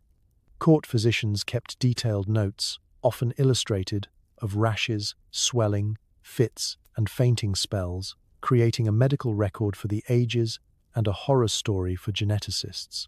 Let's set the scene. You wake up feeling a bit off. Maybe it's a weird rash. Maybe your ankle is suddenly bending in a direction that feels more abstract sculpture than normal joint. Immediately, the palace goes on high alert. Within minutes, your bedchamber is filled with the worried faces of physicians, scribes, and assorted relatives, all eager to witness the spectacle of your latest medical mystery. Welcome to the royal version of urgent care, where everyone is very concerned, very opinionated, and, let's be honest, very clueless. Court physicians were a special breed. Their job was to observe, diagnose, and, most importantly, write everything down, no matter how baffling. They kept enormous leather-bound ledgers, chronicling every sneeze, hiccup, and suspiciously bent finger. If you sneezed twice in the same morning, it was documented. If you broke into hives after eating swan pie, a sketch might be commissioned to immortalize your unfortunate complexion. In a world where evidence-based medicine was a foreign concept, royal children basically became case studies for the world's weirdest medical encyclopedia. The language in these records was, shall we say, creative. One entry might read, "His Royal Highness experienced a fit of melancholy, accompanied by much weeping and the sudden urge to recite psalms in Latin." Another, "The Infanta presented with an excess of yellow bile and a tendency to walk in circles after breakfast." Modern doctors might diagnose a mild fever or a genetic disorder, but in the 16th century, anything went. Astrology, humours, curses, no theory was too wild for inclusion. If your condition improved, credit was given to the prescribed leeches, or perhaps the alignment of Venus. Illustrations were an important part of the record-keeping process. Royal doctors loved a good diagram, no matter how inaccurate. Your swollen foot might be drawn twice its actual size, complete with artistic embellishments, while a particularly heroic rash could be commemorated in watercolor. Sometimes these drawings made their way into the wider world, sent to distant courts in hopes that some foreign physician could solve the mystery. Does your prince have this sort of swelling? Or is it just us? But what about privacy? Not a chance. Royal ailments were an open secret, and medical records sometimes doubled as political weapons. Rival courts gossiped about your fevers, and ambassadors sent home coded reports about your delicate constitution. If a prince looked unwell in a public procession, a wave of panic swept through the nobility. The king's health was the country's health, and the medical records kept everyone on edge. Still, there was a strange comfort in the routine. For all their confusion, court physicians took their jobs seriously, showing up day after day to observe, document, and try every remedy in the book. They may have misdiagnosed half your symptoms, but they never missed an opportunity to add a new chapter to the ongoing saga of royal childhood health. So, as you drift off tonight, picture your own childhood checkups, quick, quiet, and mercifully undocumented. Be grateful for modern medicine, HIPAA laws, and doctors who don't draw your rashes for posterity. Royal children lived in the twilight zone of diagnosis, a place where every sniffle was history in the making. Sleep well, and may your records always be boring. Life as a royal child wasn't all bad. Sometimes you got a miniature dog or an emotional support peacock. Sometimes you just stared out the window, contemplating your own reflection, which looked suspiciously like your aunt's. Either way, royal pets were the least inbred members of the family. Let's stroll through a palace corridor and listen for the distinctive click-clack of tiny paws on polished marble. In the land of anxious tutors and looming family portraits, nothing says comfort quite like a royal pet. While your parents debate alliances and your physician debates humors, your pug just wants to nap on your golden slippers and steal a bite of your dinner roll. Dogs, cats, birds, and the occasional baby monkey or fawn filled the palace with noise, chaos, and the blessed unpredictability of non-human affection. For the pampered princes and princesses of Europe, pets were far more than state symbols. They were therapy, animals before therapy was invented. Your pug doesn't care about your family tree, and your spaniel won't ask how many cousins you're expected to marry. Animals offered a rare escape from palace protocol. You could confide in your dog without fear he'd pass your secrets to the French ambassador, and cuddle your cat without worrying that she'd comment on your chin. Some royal children had pets that were truly outlandish by modern standards. Louis XIV had a beloved monkey who wore a tiny velvet suit. Spanish infantas were gifted parrots imported from the New World, though sometimes the birds picked up a few too many courtly curses. Russian princesses were rumored to have pet bears, admittedly more cub than grizzly, trained to perform tricks at winter parties. Even the famously stern Habsburgs had a soft spot for small, yappy dogs that would leap onto royal laps at the most formal dinners. Of course, pets weren't just for fun. They played their own role in palace intrigue. Who needs a spy network when your rival's parrot can be coaxed into repeating embarrassing gossip? Court artists sometimes even included favorite pets in family portraits, immortalizing the only truly innocent faces in the room. Having the right animal was a sign of status, but having one that loved you back, no matter your jawline or your ability to sit through Latin lessons, was a genuine comfort. For royal children, the pet hierarchy was nearly as complex as the family hierarchy. Senior royals got the pick of the litter. Younger siblings might end up with whatever animal hadn't escaped yet. A clever princess could sometimes bargain for a new pet in exchange for behaving at a tedious state banquet or not setting her little brother's hair on fire. Governesses tried to keep the animals out of the schoolroom, but more than one Latin lesson was interrupted by a spaniel on a sugar rush or a parrot reciting forbidden rhymes. Not all pet stories were happy ones. Castles were dangerous for small creatures. Window ledges, open fires, and mysterious palace accidents claimed many a kitten or songbird. But for every tragic tale, there were moments of delight. A puppy snoring beside a frightened prince during a thunderstorm, a canary's song echoing down a marble hall, or a horse that knew just when to nuzzle away a royal sulk. So as you drift into sleep, think of the pets who brought mischief and solace to royal nurseries: the spaniels, parrots, monkeys, and yes, the occasional emotional support deer. They were companions in loneliness, allies against boredom, and the least complicated relationships you'd ever have. Sleep well, and may your dreams be filled with loyal animals and laughter that doesn't care about bloodlines. Royal children were taught languages, music, and history. But nobody ever explained why the family doctor had a fainting couch, or why portraits of Grandma were quietly taken down after she started growing sideburns. Let's join you in a palace classroom, actually, a grand chamber with more books than most villages, the air smelling faintly of ink, old leather, and nervous ambition. As a royal child, your life is an endless schedule of lessons delivered by an army of tutors and governesses. Each one is an expert in their field, and all are painfully aware that their true job is to shape you into a living symbol of dynastic hope, preferably one who can recite Latin, play the harpsichord, and survive a formal dinner without tipping over. The academic day begins early. Your governess enters with military precision, fluffing your pillows, correcting your posture, and reviewing your progress. She's equal parts second mother and drill sergeant, skilled at smuggling vegetables into your breakfast and enforcing etiquette with the flick of a lace handkerchief.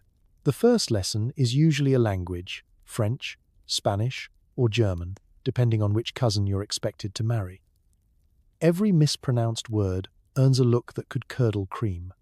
Next, a parade of tutors arrives, each with their own quirks. The mathematician with chalk-stained cuffs, the music master who weeps at the wrong note, and the historian who recites family scandals as if they're object lessons. But underneath all the grammar and scales lurks a silent tension. Inbred royal children are often delicate, both physically and emotionally. The adults notice every wince, stammer, and skipped heartbeat, even if they pretend not to. A tremor in your hand or a sudden nosebleed might prompt the arrival of the family doctor, who always seems slightly terrified of what he'll find. Tutors have been quietly warned to avoid certain topics. Don't mention the jaw. Don't discuss left-handedness. And please don't ask why all the family portraits look like they were painted from the same model. Despite the pressure, there's room for small rebellions. A clever child learns to charm their way out of arithmetic, to distract a tutor with questions about ancient Rome, or to win extra dessert by performing a flawless minuet. Gossip, whispered in the corridors, is a favorite subject, especially stories about eccentric ancestors, embarrassing marriage proposals, or the mysterious fate of Uncle Ferdinand's collection of wigs. Learning is serious business, but it's never entirely free from royal absurdity. Of course, all this education serves a purpose. Royal children are trained to rule, to read treaties, sign decrees, and smile serenely while their relatives argue about inheritance rights. By the age of 10, you've memorized the family tree, all 12 tangled generations, perfected your bow, and learned to say, "I'm delighted" in 5 languages, even when you're not. Every lesson is a rehearsal for future responsibilities, but also a way to manage the fragile egos and unpredictable health of the royal household. Yet, for all their grandeur, these palace classrooms are safe havens, a place where you can, occasionally, just be a child. There are secret jokes with governesses, songs sung badly on purpose, and moments of quiet understanding when a tutor turns a blind eye to your fidgeting. So tonight, as you drift off, remember that behind every brilliant royal was a cast of tutors, governesses, and discreetly terrified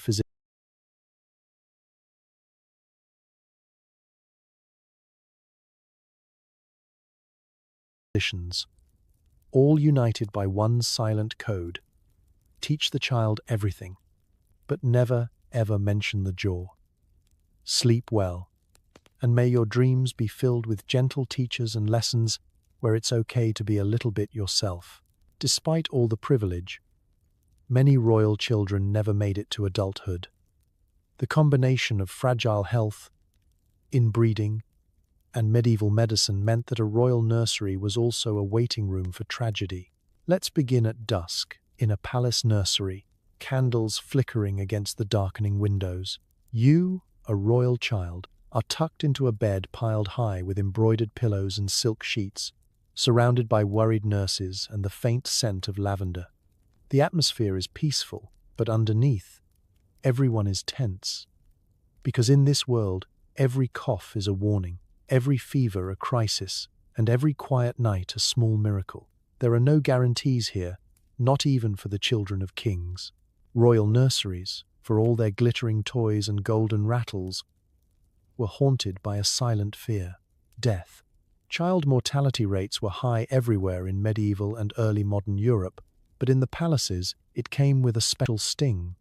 Your every breath was documented, your meals measured, and your daily progress scrutinized by tutors, doctors, and sometimes even astrologers, hoping for a sign that you would survive to adulthood. Parents and courtiers watched anxiously for any symptom that could signal the beginning of the end. A royal child's immune system wasn't helped by all those repeated surnames on the family tree. Inbreeding, intended to preserve pure bloodlines, sometimes handed down genetic disorders that made even minor illnesses into major threats. Hemophilia, epilepsy, and all manner of mystery syndromes lurked behind the palace walls. A simple cut could become a catastrophe. A lingering cough might lead to whispered prayers and rushed letters to foreign specialists. And then there was the medicine, if you could call it that. The best doctors money could buy arrived with jars of leeches, bottles of questionable tinctures, and theories about balancing your humors that would make a modern nurse faint. The treatments were often as dangerous as the diseases. Bloodletting, purges, and experimental herbal concoctions were common. If you survived an illness, it was as much luck as skill, and everyone credited the nearest relic or a helpful saint. For those who didn't make it, the palace's sorrow was wrapped in ceremony. Small coffins, draped in velvet, were carried quietly through hidden corridors.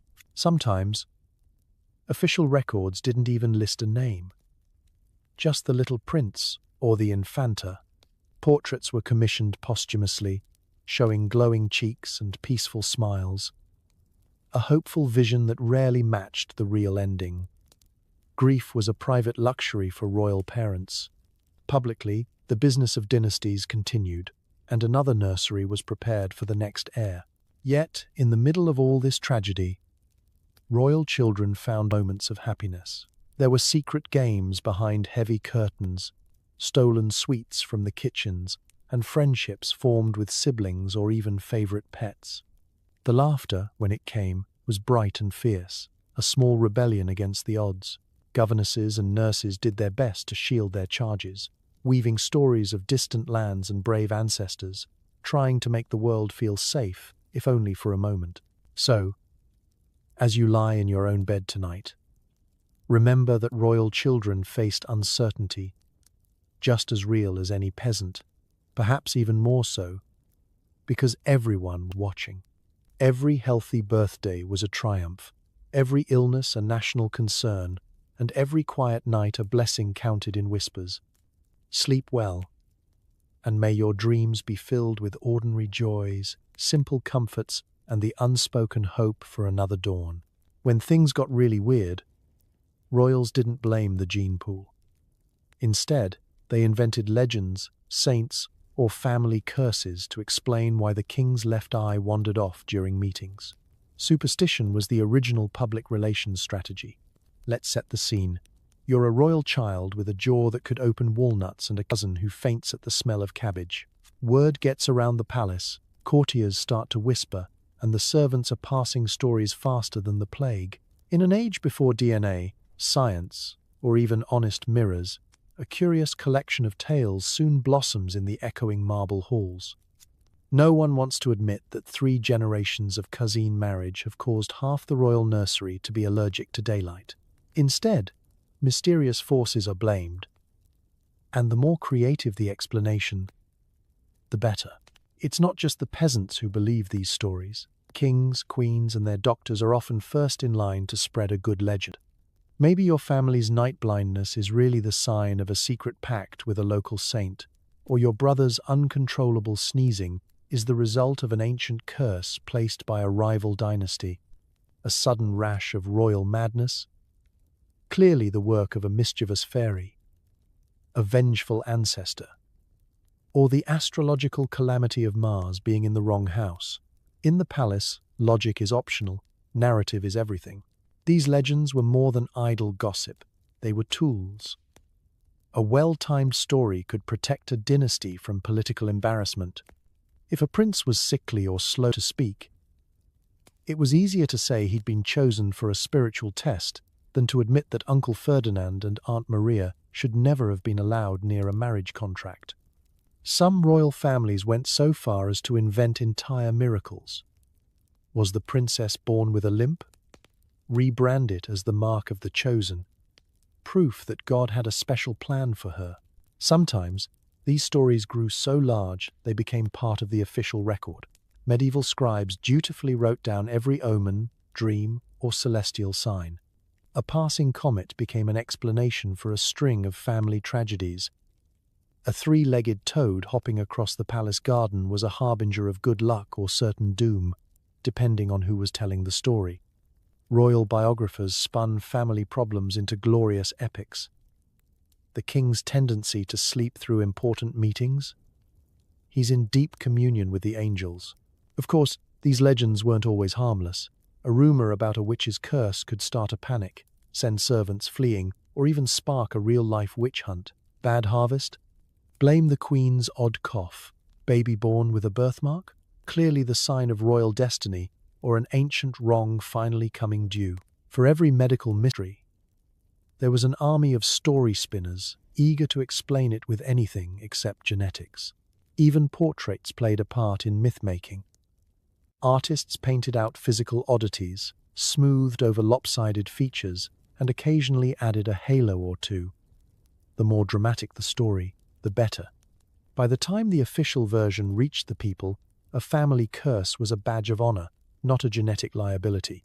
So as you close your eyes tonight, be thankful your family doesn't need a team of bards to explain why you sunburn easily or can't eat peanuts. Royal history is a tapestry woven from facts and fiction, and sometimes the legends lasted longer than the bloodlines themselves. Sleep well, and may your dreams be free of curses, fairies, and family secrets no one wants to explain. Sometimes, after decades of genetic roulette, a royal family would marry outside the usual cousin circle and nothing changed. The inbreeding was so entrenched that a single new branch on the family tree couldn't save anyone. Picture yourself as the latest royal experiment in fresh genetics. The entire court is abuzz because, scandal of scandals, your parents have imported a spouse from a far-off land, someone whose family isn't even on the second page of the official genealogy. Tutors whisper that this could be the moment the family's fortunes turn around. Physicians are excited. The palace portrait painter quietly sketches a nose that doesn't match the usual family prototype, just in case. But real life doesn't always follow the optimistic script. After generations of close relative marriages, the royal gene pool is more like a puddle, and one infusion of outsider blood doesn't perform miracles overnight. Sometimes, the new bride or groom turns out to have their own hereditary quirks, unexpected allergies, a suspicious fondness for fainting, or a family history of wild temperaments. The gamble rarely pays off in the way everyone hopes. In some unlucky dynasties, the fresh spouse actually comes from another noble line that's been doing its own version of close-quarters matchmaking for centuries. Royal bloodlines are more interconnected than palace wine cellars, so the happy couple has children, and the old hopes flare up. Will these new heirs be sturdier, taller, and less distinctive? Maybe. Or maybe the latest baby arrives with the family chin, the family cough, and a brand new rash that has the court physician rewriting his medical notes. It turns out that decades of inbreeding don't untangle themselves with one brave marital decision. Genetics, as every palace apothecary learns, has a long memory and a wicked sense of humor. Still, royal marriages to outsiders were often hailed as political and medical turning points. There was always a flurry of optimism, new treaties, new dowries, and new recipes imported for the palace kitchens. Sometimes the people even celebrated, hoping that the next prince or princess would look a little less like all the previous portraits. But hope doesn't always change reality. The stubborn family traits linger. The infamous Habsburg jaw or Bourbon nose might skip a generation, but they don't pack up and leave just because someone married a princess from Denmark or a Grand Duke from Poland. The disappointment was sometimes quietly epic. After years of anticipation, a royal baby would be presented at court, only for the assembled crowd to murmur, "Looks just like Uncle Charles." Even the most ambitious queen couldn't erase generations of cuisine matching with a single bold marriage. Palaces filled with new languages and customs, but the family quirks stayed stubbornly put. Some royal mothers went so far as to trace the outsider spouse's family tree, only to discover that 6 branches back, there was another alarming connection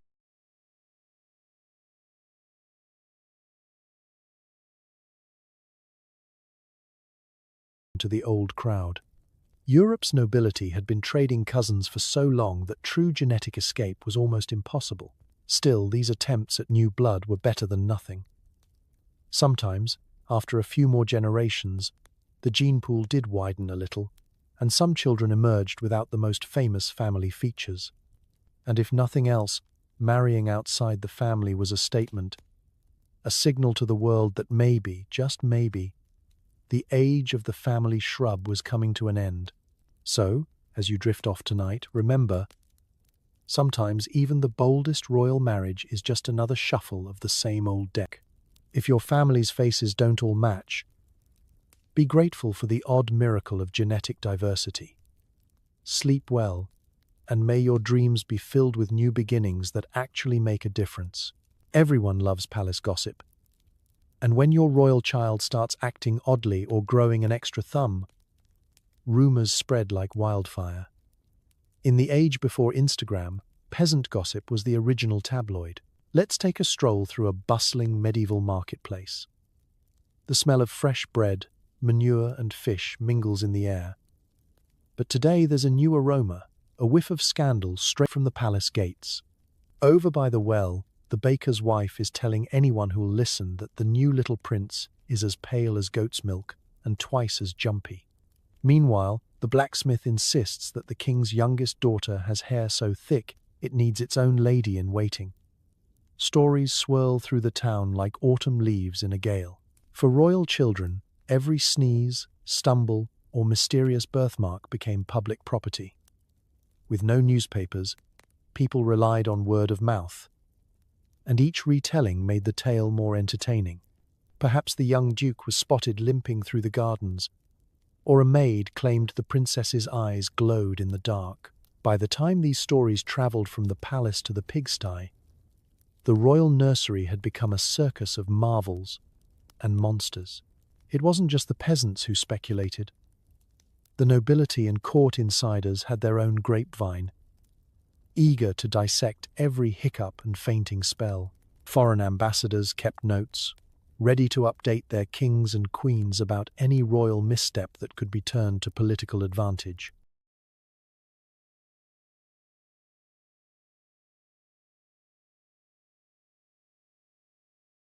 Rumours travelled across borders almost as quickly as the royal matchmakers themselves, and the juicier the gossip, the more likely it was to end up embroidered into history. Sometimes the palace tried to squash the chatter. Public appearances were orchestrated with military precision, children dressed in their finest, arranged for maximum adorability, with nannies lurking just out of sight, ready to whisk away any heir who showed signs of a suspicious rash. Painters retouched portraits, poets praised virtues, and priests blessed the children from a safe, rumor-proof distance. But real life had a way of leaking out. If a royal child vanished from public view, people guessed the worst: illness, madness, or some new family curse. Gossip wasn't always mean-spirited. Sometimes it was hopeful or even affectionate. Peasants imagined the royals as both magical and oddly familiar, wrestling with problems and rashes, just like everyone else, albeit with fancier pajamas and more servants. For every outlandish rumor about webbed feet or glowing eyes, there were whispers of royal kindness: a prince who smiled at a street urchin, a princess who fed the palace cats. The line between awe and mockery was thin, but the royal family's troubles gave everyone something to talk about at the tavern. Still, the stakes could be high.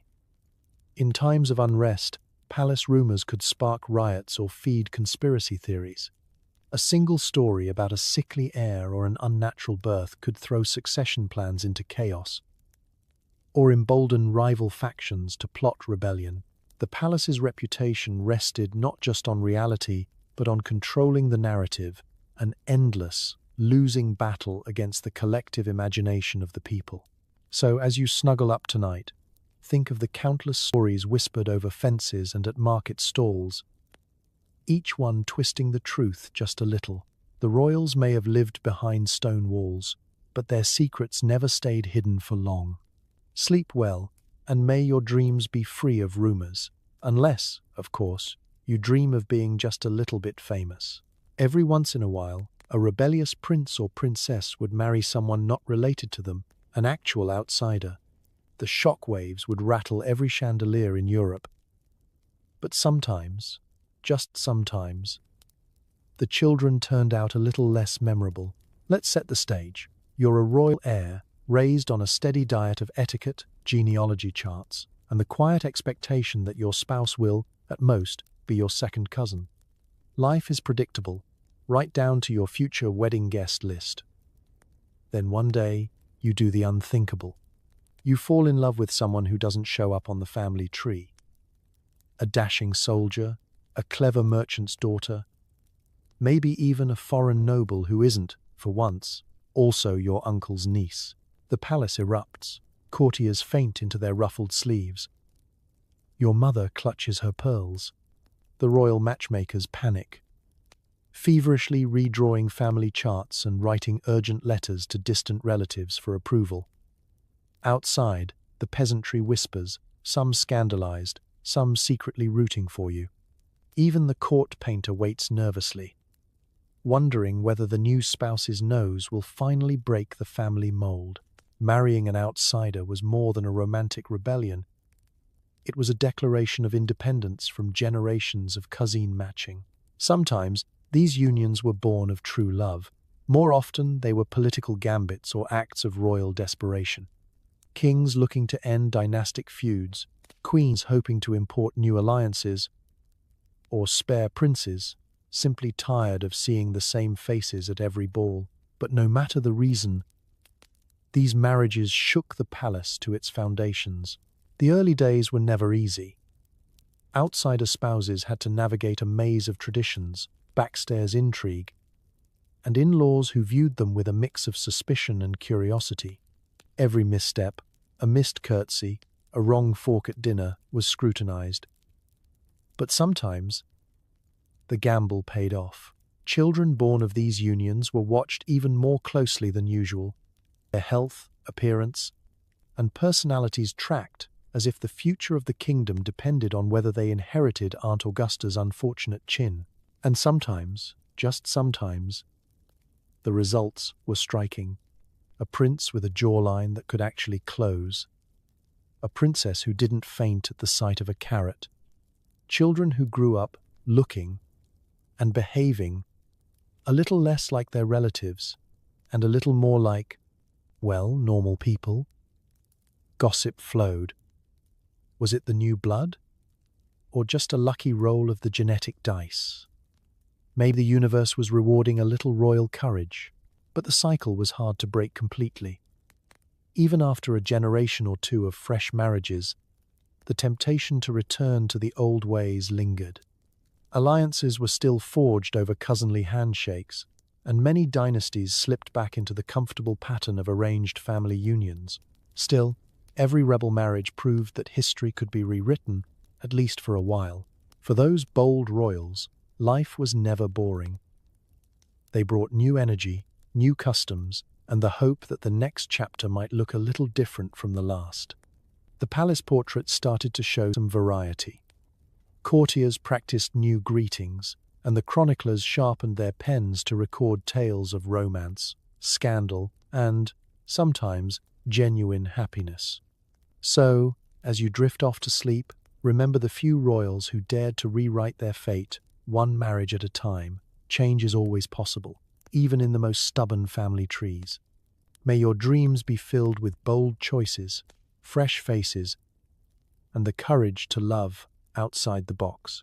So, what did all this inbreeding actually achieve? A line of kings who couldn't chew their food, queens who swooned at sunlight, and a collection of stories that will make you grateful your parents met at a party and not a family reunion. Let's step back for a moment, out of the palaces and family portraits, and take a deep breath of fresh, genetically diverse air. The royal houses of Europe spent centuries tying themselves in knots, all for the sake of keeping thrones, lands, and fortunes neatly packaged within the family. The result? Dynasties that could boast an uninterrupted line from the ancient past, if not always a healthy one. The great European royal experiment gave us a crash course in the limits of genetics and the world's longest-running episode of what could possibly go wrong. What you end up with is not just a parade of memorable chins and unique medical charts, but an entire culture shaped by its own anxieties. Royalty learned to spin their quirks into legends, hide their troubles behind lace collars, and host weddings where half the guests were also on the guest list for last year's christening. Family trees started to look more like family wreaths, and portrait galleries became games of spot the difference where the answer was usually there isn't one, but there were lessons buried in the mess. First, that power, even when wrapped in silk, can come with unexpected side effects. The pursuit of pure bloodlines led to the opposite. Fragile children, sudden crises, and thrones lost not to invasion, but to complications at dinner. Royals tried everything to control fate: astrology, arranged marriages, prayers, and enough doctors to form a small parade. But the gene pool had its own plans, and sometimes even the grandest dynasties were humbled by a single stubborn allele. Then there's the laughter. Because if you can't laugh at the world's most exclusive matchmaking service producing a line of monarchs who couldn't ride a horse without supervision, what can you do? Jokes and rumors swirled through palaces and peasant cottages alike. Court jesters had a field day.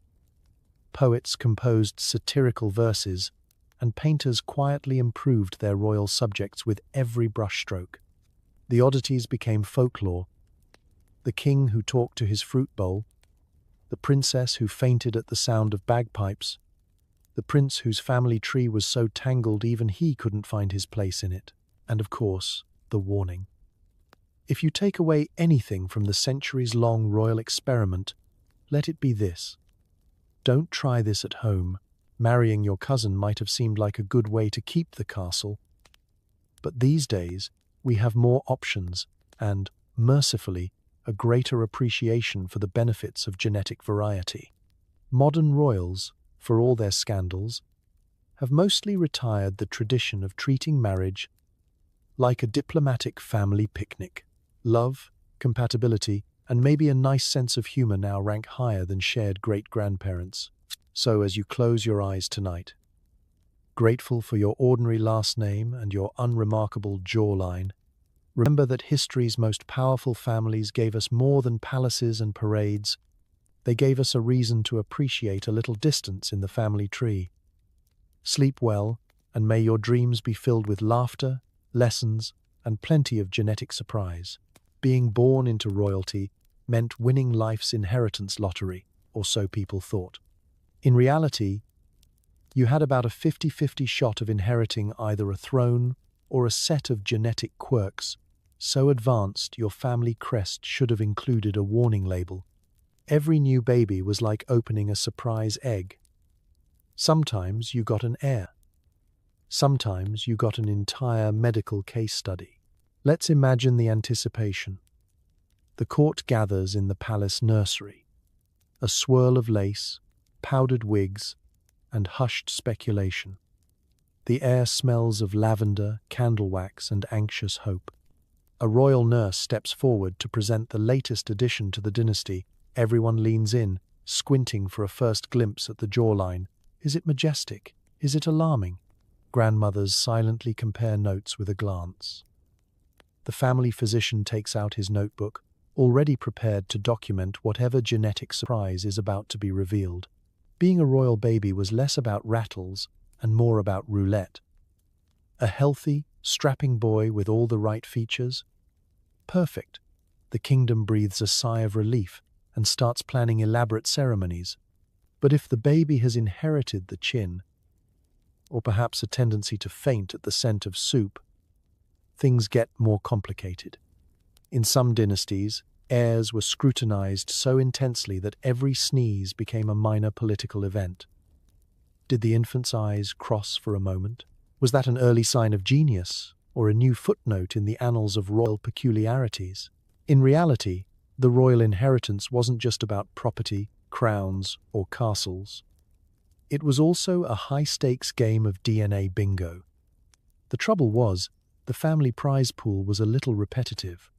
If Uncle Leopold had a tendency to collect rare allergies and Aunt Maria had a penchant for spontaneous nosebleeds, the odds were that someone in the next generation was about to combine the lot. Sometimes the results were almost comically unfortunate. Imagine growing up surrounded by siblings and cousins who each showcased a different, increasingly rare family trait. One with a double crown, another with webbed toes, and a third with a laugh that echoed down the family line like a medieval alarm bell. The stakes were high. The entire kingdom waited to see if the new royal baby would one day rule, or at least make it through dinner without a medical emergency. Court gossip thrived on predictions. Would the prince inherit his mother's iron constitution, or his father's unfortunate inability to digest bread? Even royal painters played along, quietly smoothing out the odd feature or exaggerating the right nose, hoping to keep up appearances for posterity. But for every unlucky draw, there were heirs who seemed to emerge unscathed. Children who were robust, charming, and managed to survive both chickenpox and childhood tutors. These miracle heirs became legends in their own right, the rare proof that sometimes, against all odds, the inheritance lottery paid off with a winning ticket. Their portraits adorned palace walls, celebrated not just for future rulership, but for the small miracle of genetic luck. So, tonight, as you settle into bed, think about your own family inheritance.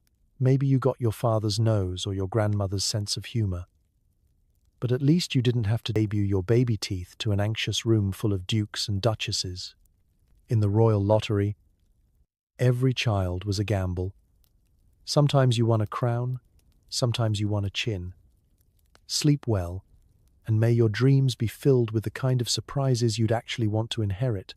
Imagine trying to paint or photograph a royal wedding where the bride, the groom, and half the guests all share the same chin.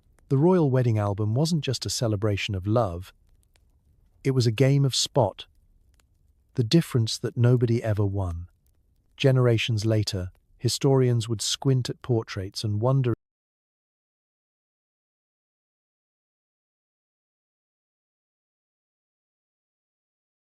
if the artist just gave up and started painting potatoes. Let's step into the most anticipated day in any royal calendar, the wedding. The bells are ringing, carriages are lining up, and the palace is filled with anxious excitement. The bride is wearing a dress that weighs more than some farm animals. The groom is polished to a blinding shine, and the guests are dazzling in their finest brocades. The only trouble? When the painter or photographer steps back for the official portrait, the royal family lines up, and the view becomes strangely repetitive. Here comes the wedding artist, sweating under his wig, trying desperately to capture each person's unique features. But it's not easy when the royal jawline is as common as the family crest. Every time he glances up, it's like déjà vu. The maid of honor could easily be swapped with the best man, and the flower girl's nose is a perfect match for the archbishop's. In the crowd, uncles and cousins blend together, their faces forming a seamless parade of inherited quirks. You can practically hear the painter muttering, "If you've seen one Habsburg, you've seen them all."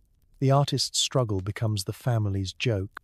Courtiers whisper about the attack of the clones, while aunts and grandmothers try to arrange everyone to show off the good side, which, unfortunately, is the same side for everyone. The bride and groom exchange nervous glances as they realize their smiles are mirror images, and the page boys are already plotting to swap places for the formal portrait, confident no one will notice. But it isn't just the artist who suffers. Imagine being a guest, searching for your seat at the banquet, only to discover that you're surrounded by copies of yourself, cousins, siblings, in-laws, all with eerily familiar expressions. Conversation turns into a comedy of confusion. Did you see Charles dancing with Marie? Which Charles? Which Marie? Name tags become essential, and the wedding planner gives up trying to remember who's related to whom. The resulting artwork or photograph is a masterpiece of accidental surrealism. Every row is packed with matching noses and identical jawlines, When the image is unveiled for the court, everyone applauds politely, secretly hoping they can find themselves in the sea of sameness. Generations later, historians dig through the archives, trying to untangle who's who and occasionally wondering if some relatives were painted in twice just to fill space. Behind the laughter, though, there's a touch of melancholy. These portraits were meant to commemorate joy and continuity, but they also reveal the cost of centuries of family-first matchmaking. The sameness becomes a kind of silent legacy, a reminder that, for all the ceremony and splendor, the royal world could be claustrophobically small. So, as you close your eyes tonight, be thankful your own wedding album isn't a riddle. Diversity is a gift, one the royal families learned the hard way. Sleep well, and may your dreams feature celebration, variety, and the joy of seeing more than one face at the party. When your doctor says maybe avoid strenuous activity and your relatives frown at fresh air, you find creative hobbies like breeding pigeons, inventing new board games, or writing dramatic poetry about your own reflection. Royal children, confined by health and custom, sometimes invented pastimes that only made sense if you were the world's most delicate snowflake with unlimited free time. Let's settle into a long, drafty corridor deep inside a European palace. Outside, the peasants are working in fields and markets, but you, as a royal child, are forbidden from anything that might involve mud, germs, or sudden movements. You've got hours to fill and limited options. Climbing trees? Out of the question. Hide and seek in the gardens? Only if you promise not to run, jump, or, heaven forbid, perspire. So you retreat to your private quarters and get creative. Some royal hobbies were surprisingly practical. Breeding lapdogs or fancy pigeons became an obsession for more than one bored prince or princess. The palace rooftops sometimes teemed with rare birds, each with its own silly name and handwritten genealogy more carefully tracked than the humankind. A few royals turned their hand to collecting oddities. Seashells from distant coasts, miniature mechanical automata, or rocks that looked like important ancestors. Cabinets of curiosity lined the palace walls, filled with feathers, fossils, and whatever the latest royal tutor declared educational. For those with a flair for the dramatic, poetry and theatre were favoured pastimes. It wasn't unusual for a lonely young duchess to spend afternoons composing tragic sonnets about unrequited love, usually with herself as both hero and heroine, or for a nervous prince to organize shadow puppet plays for his younger siblings. Some ambitious children even wrote their own plays, full of long, heartfelt speeches and suspiciously familiar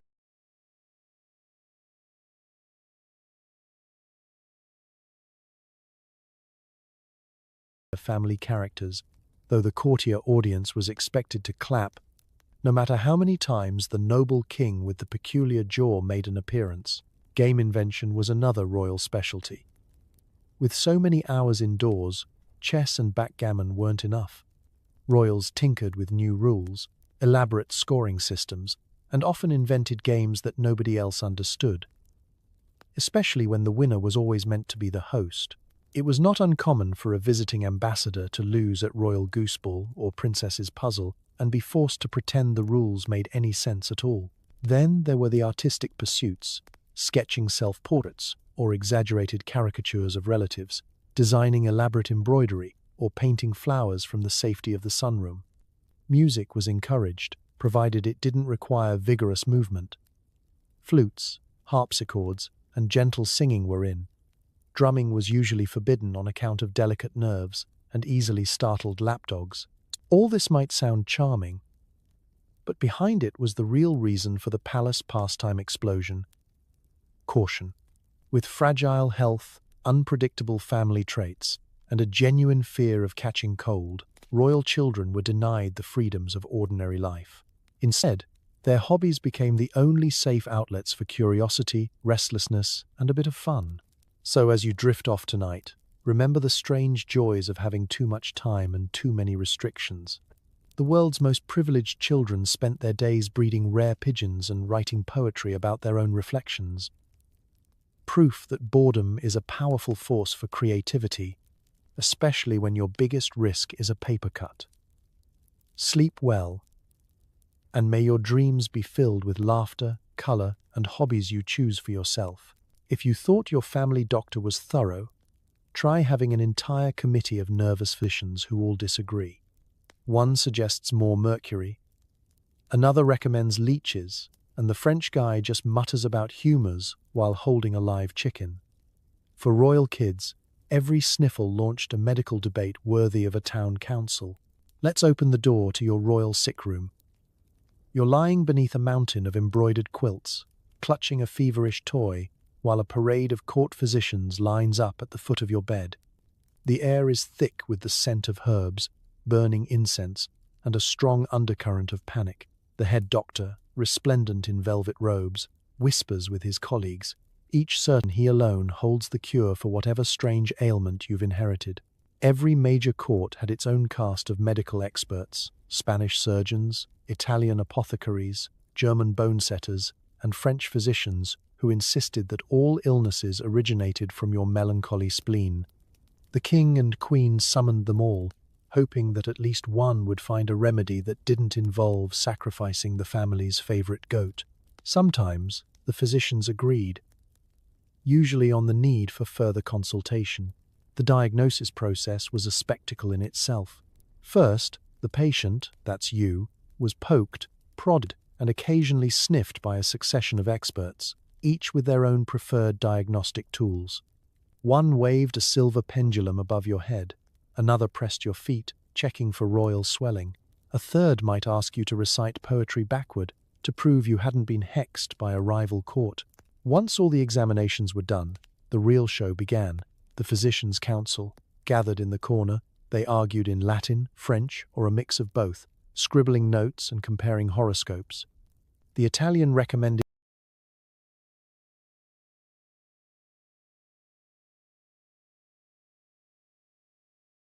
olive oil, the Englishman argued for bloodletting, and the German always thought more beer would help.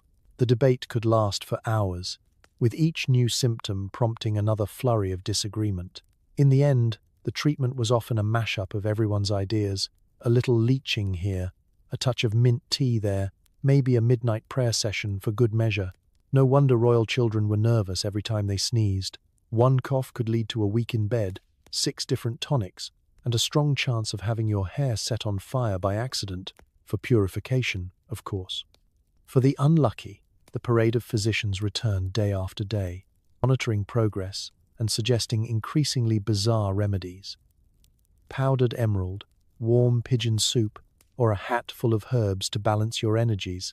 It didn't help that the court physicians were as competitive as tournament knights.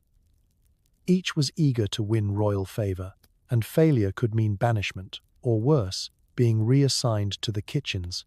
That's why your medical chart read like a recipe book with too many chefs, a pinch of astrology, a dash of superstition, and a generous helping of guesswork. For all the chaos, there was something almost comforting about the parade of experts.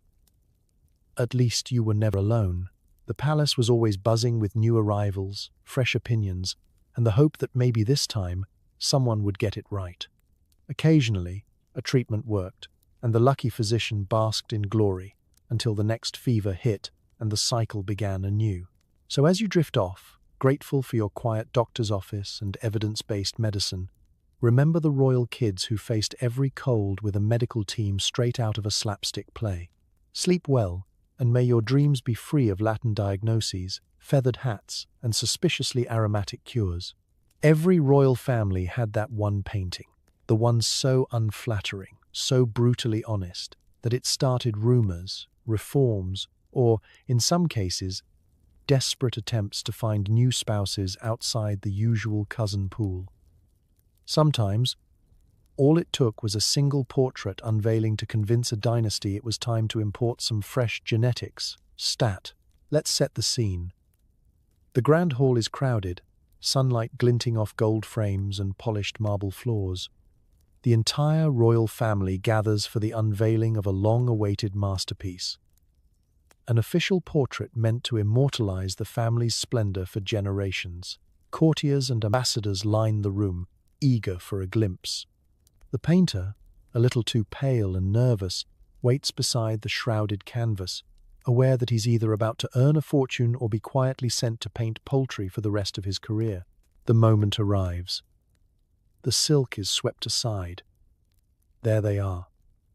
The king, queen, princes, princesses, all posed in their finery. But something's off. The royal jawlines jut at improbable angles. The ears look suspiciously uniform. There's a collective silence as everyone stares, then glances around to see who will speak first. The family resemblance is not just strong, it's overwhelming. You could use the painting as a study in recessive genes, or as a warning for future generations. Whispers spread like wildfire. Courtiers nudge each other, speculating about the artist's motives. Was he cruel, honest, or just exhausted by trying to invent new ways to disguise the same faces? The Queen's cousin looks away in embarrassment. The King's mother coughs into her handkerchief. Some family members start to worry, quietly of course, about what this painting might reveal to potential marriage partners across Europe. No amount of brocade or jewels can distract from the unnerving symmetry. The portrait takes on a life of its own. Rumors ripple through the palace, then out into the city, then all the way to rival courts. Is the royal line cursed? Are they hiding some scandalous medical condition? The family portrait, intended as a mark of pride, becomes the butt of jokes, the centerpiece of satirical poems, and, most importantly, the catalyst for anxious royal advisors to suggest broadening the search for marriage candidates. Sometimes, these reactions spurred genuine change. After one particularly memorable portrait left a dynasty's marriage prospects in tatters, foreign princesses were suddenly back in fashion. New blood brought hope and a little relief for court artists. In other cases, the lesson was ignored, and the family trees grew ever more circular.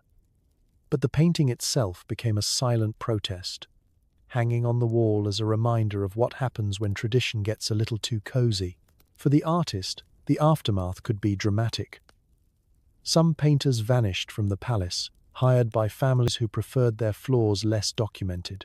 Others became infamous, their names spoken in whispers at royal gatherings. And every court artist after took careful notes. Always paint with a gentle hand, and maybe invent a tasteful shadow for that particularly prominent chin. So as you close your eyes tonight, picture the family photos on your own wall. Maybe they aren't perfect, but they're honest. And, hopefully, nobody's using them as a cautionary tale for the entire neighborhood. Sleep well, and may your dreams be filled with variety, fresh faces, and portraits you can look at without starting a roar.